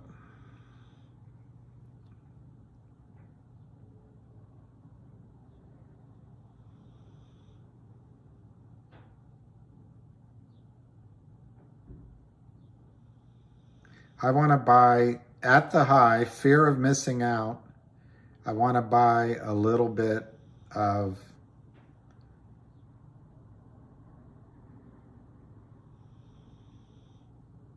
MMTLP.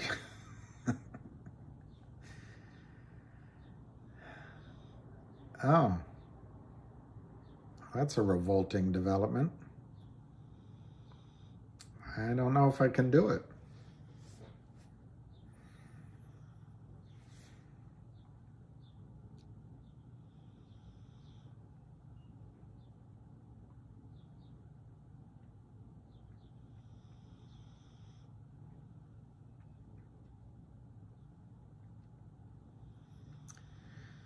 I don't know if I can do it. So frustrating.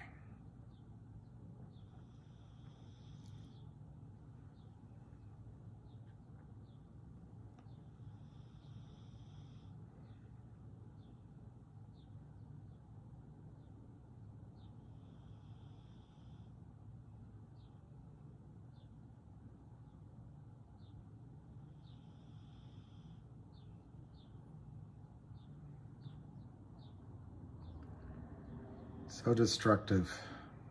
So destructive.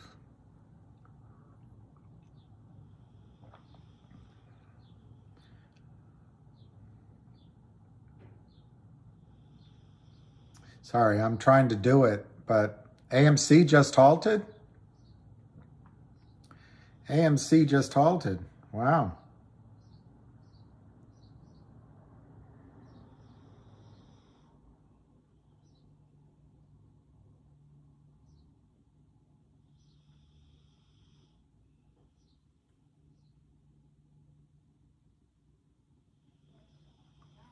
What are your thoughts?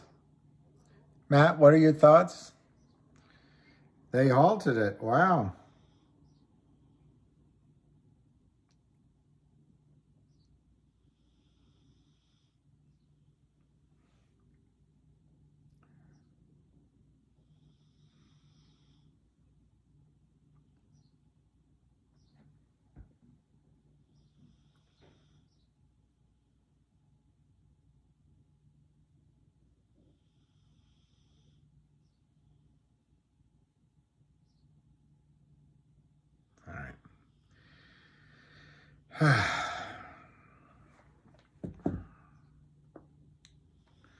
Let's see if I can do it.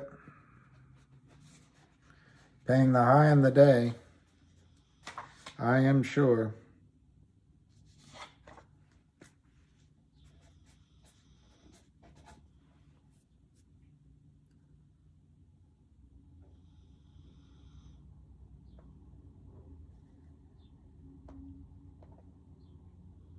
Yep. It was $8 and now it's $8.49. That's the problem. You have to act when you think about it. But then again, I was talking.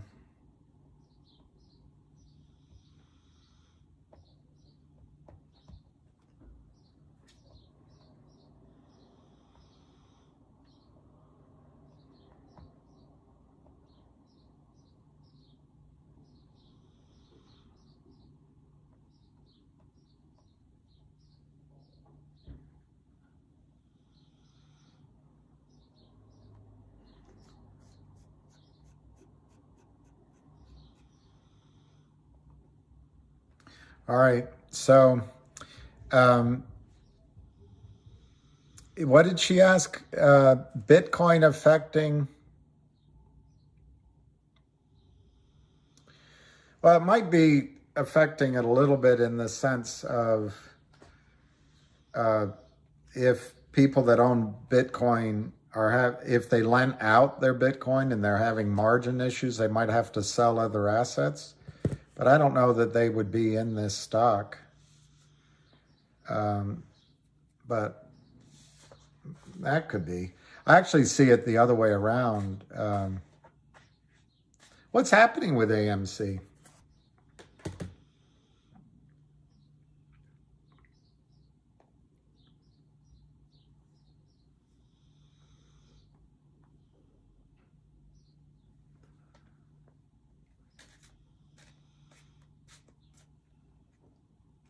It's 8.55, up 133. God, guys. You know how tempted I would be if I were you to sell 10% of my AMC and go buy MMTLP? Let me run through the risks of MMTLP. It's pretty simple.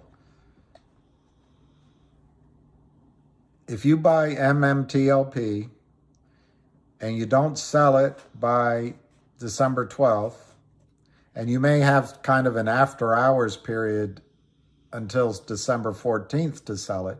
So if you don't sell it by December 14th, it will become a private company and you're a percentage of that private company. So it's not going to zero. Question is, what's that private company worth? And I have no idea. I've seen numbers as high as $35 to $85 a share equivalent in the private company. But I think people are making really aggressive assumptions on what 140,000 acres of the Oro Grande are worth. Apparently they're in a sweet spot and they've proven it up.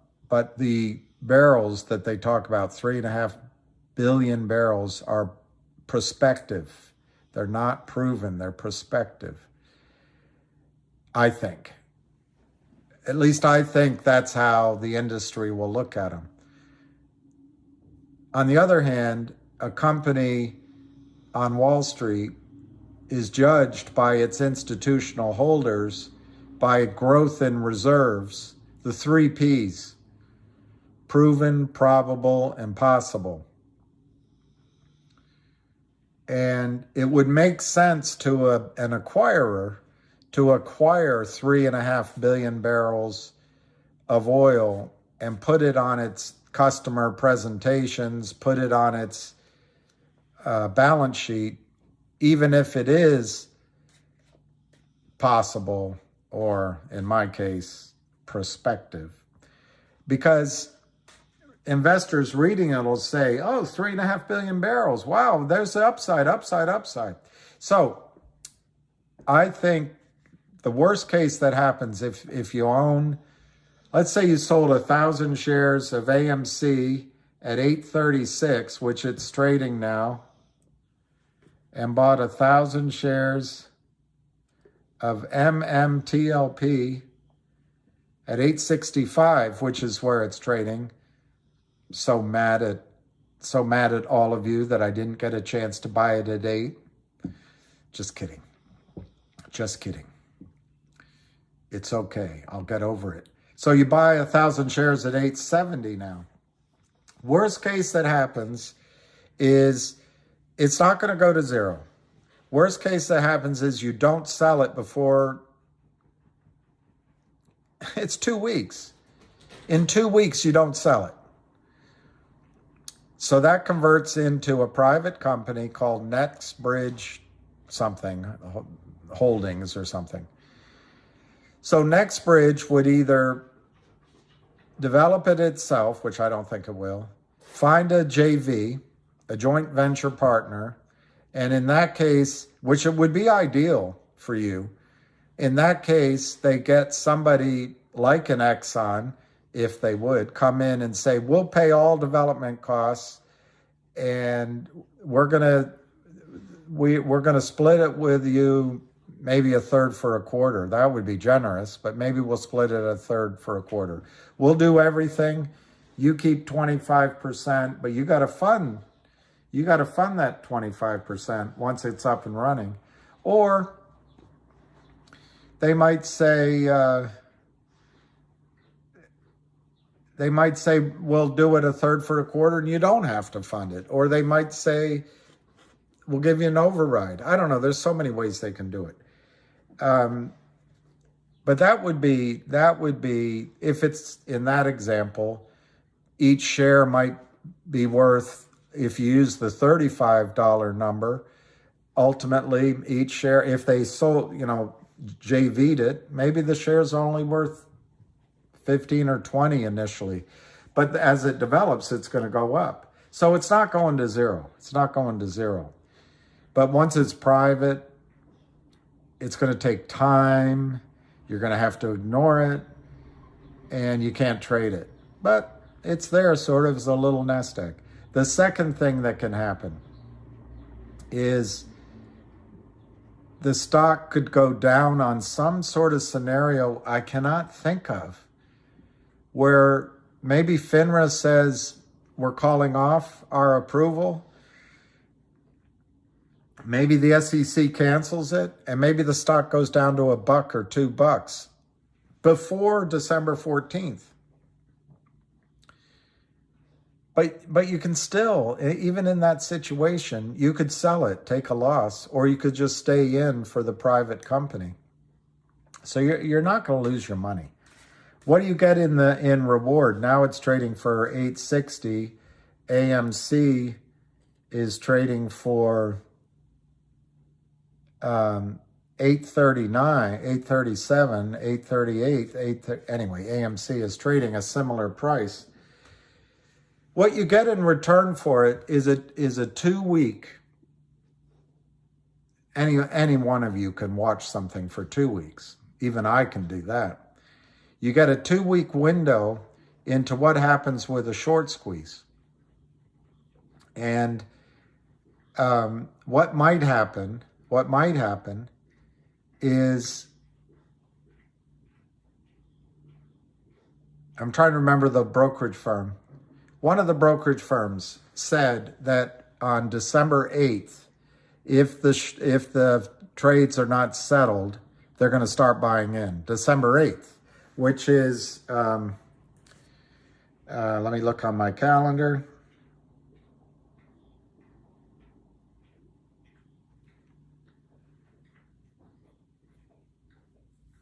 That's a week from today. You already knew that, I know. The quick ones of you knew it already.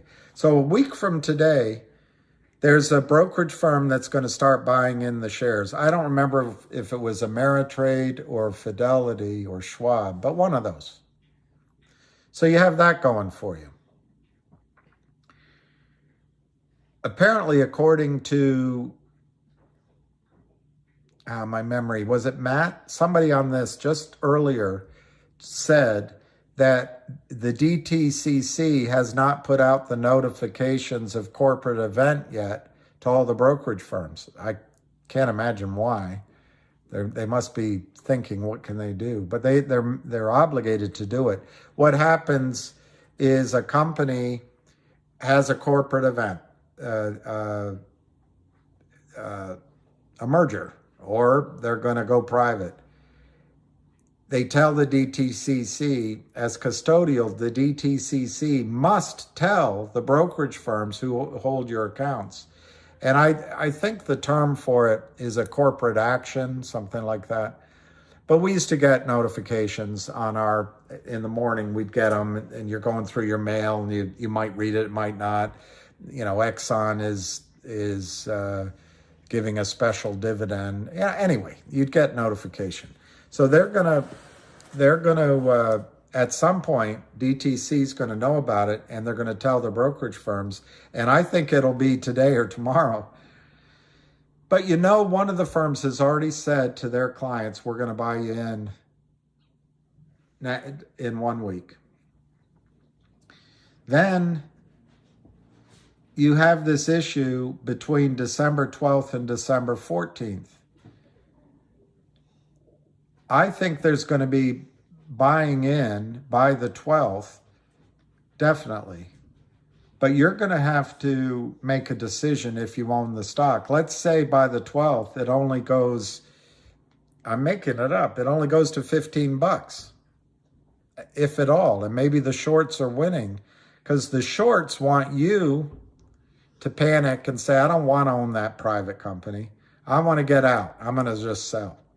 But the shorts, who have lawyers and have money, they can actually buy it in on the 13th and on the 14th in sort of, in my terms, the after hours trading. Now they get the stock by buying it, but they might not get it T1 or T3. It might take, I don't know, how long does it take to organize it'll be a private sale is what it'll be. So I don't know how long it'll take for a Merrill Lynch to organize that, or maybe it goes through the transfer agent to organize that short seller number one bought the shares on the 14th, but it goes through the DTCC, and it ends up that it's going to be, they find out that it's Merrill Lynch private client, and she sold her shares because she wanted to get a higher price, but the short seller doesn't know who sold it. So someone has to cross it in between, and I assume it'd be the DTCC. But then I don't know what happens inside of Merrill Lynch to get her to sign away her shares. It might just be a matter of 2 or 3 days, but maybe it's a longer process. Anyway, it won't matter to you if you sold your shares on the 13th and the 14th, because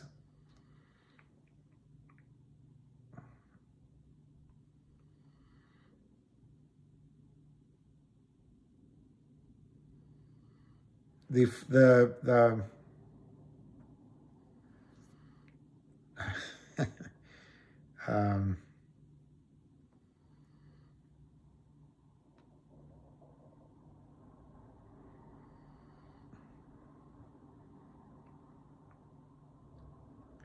I should have bought it at 8. Darn it. It was under 8 when I was talking to you. I should have bought it there. I shoulda, woulda, coulda. But I was talking.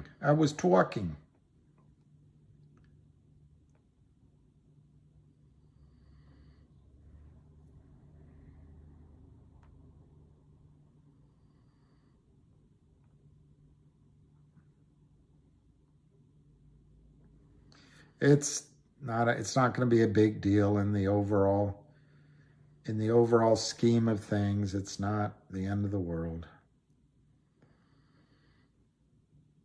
but it's just stupid. Stupid. Stupid.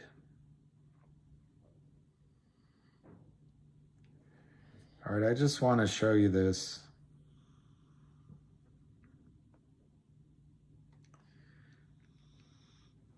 Done. Save.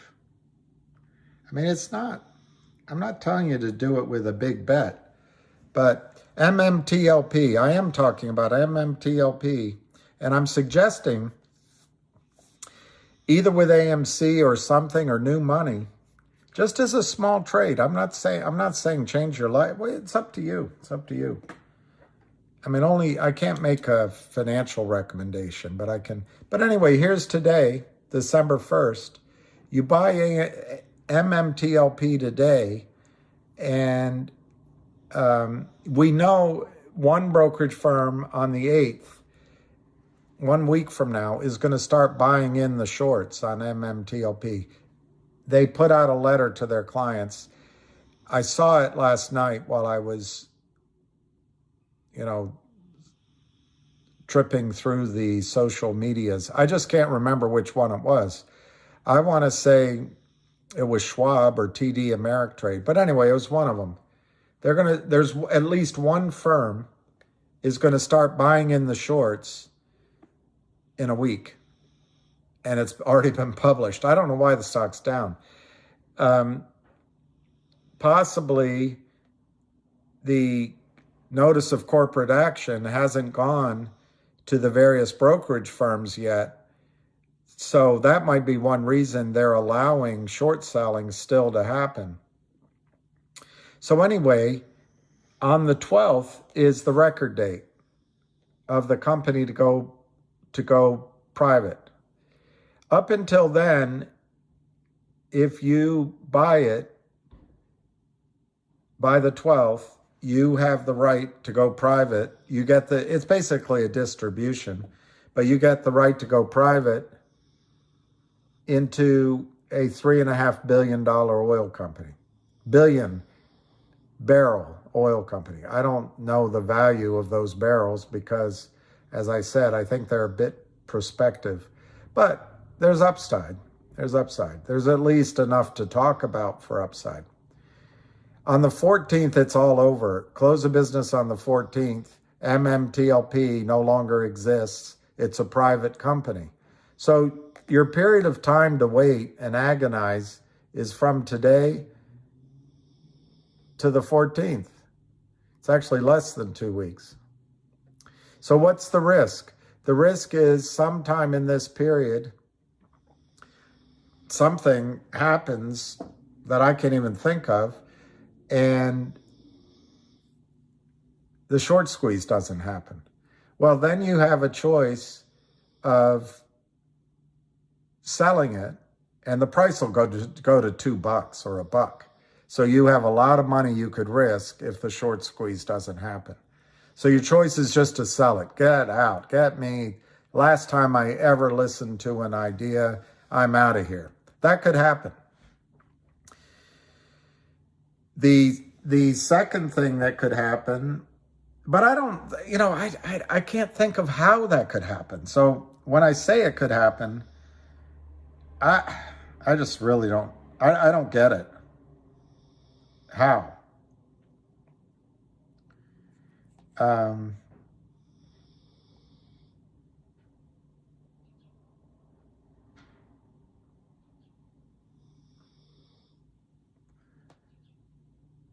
There's the chart of the stock.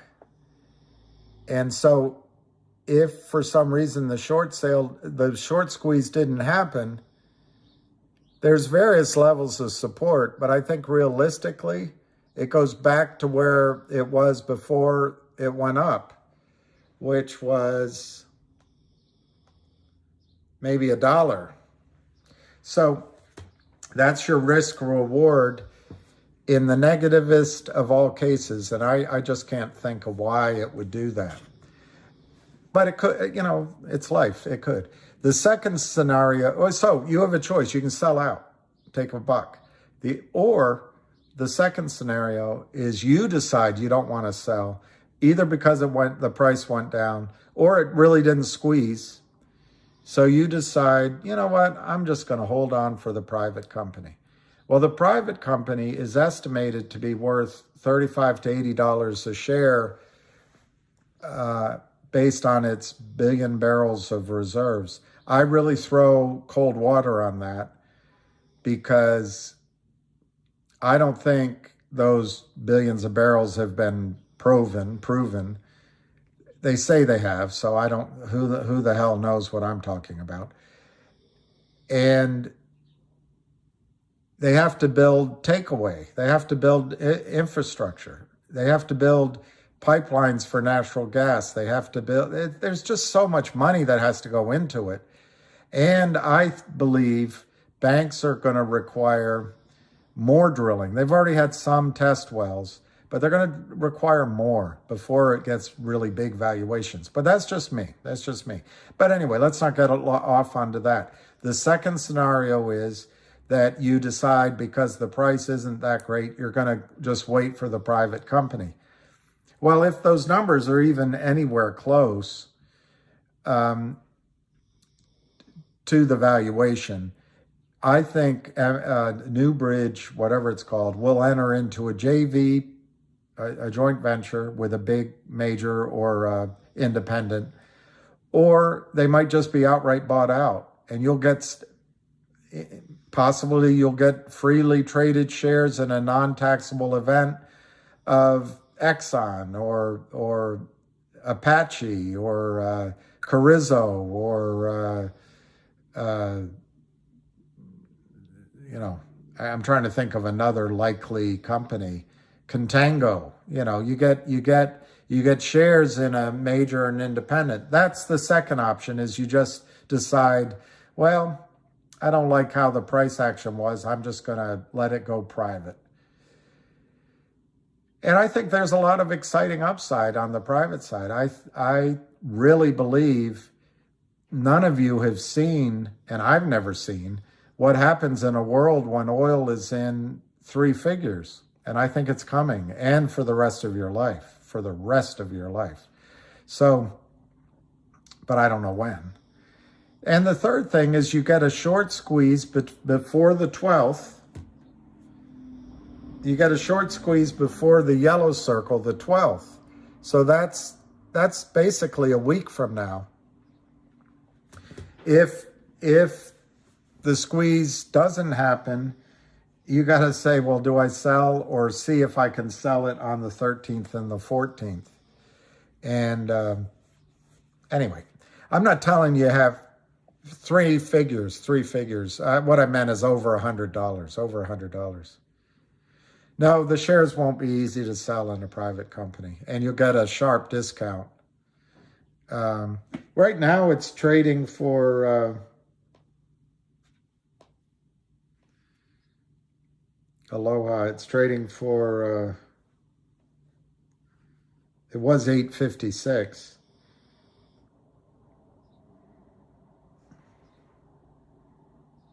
It's $8.73. Look, I'm not saying, I am definitely not saying sell your GTII and get into this. I'm definitely not saying that. And COSM might be a much better play. That's at 52. I don't know anything about that situation. I think CRTD, which is 75, I think that's a horse to hop on, because the chairman's giving he's going to be meeting with big money in New York City next week about his own company and the short squeezes. But guess what? You don't think he'll talk about GTII as well? Sitting over a drink. You know what they did to us? Well, it's the same guys that are doing. So I'm definitely not saying sell GTII and go into it. If you want to do a sliver, a tiniest of slivers, like that guy just said, I don't know who said it, selling out and then going back in at going back in at going back into GTII. GTII is the one. No question about it. GTII is the one. It is the one. No question about it. In my mind, there's no question about it. And there's so much good news coming right now on GTII, potentially. When the law firm merges, there's no doubt anymore. There's no doubt anymore. So by doing other things,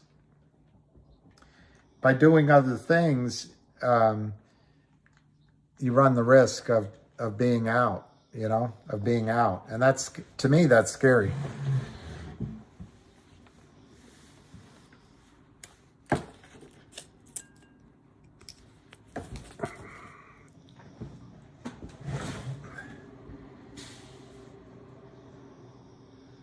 I'm really confident in GTI, mainly because of the people involved.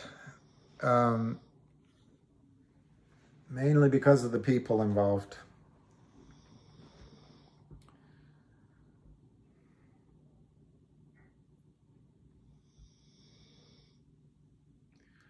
Mainly because of the people.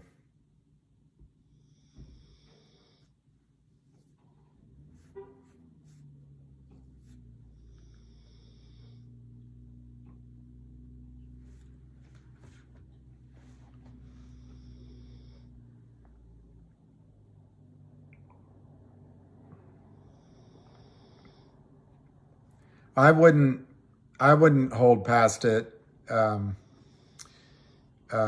me just read that at Keith. Well, I guess it's from Steve. I wouldn't hold past it. I'd take my loss. Lou was so confident, but now he's not. He said we run to 20. Yeah, I don't know what's going on with Keith. There you go. There you go. That's exact. Imagine if is his name Jeremy?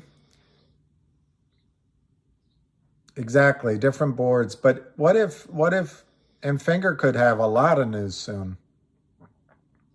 But when I say a lot of news, I mean good news. Let me see what you said about MMTLP. It might be a bad idea.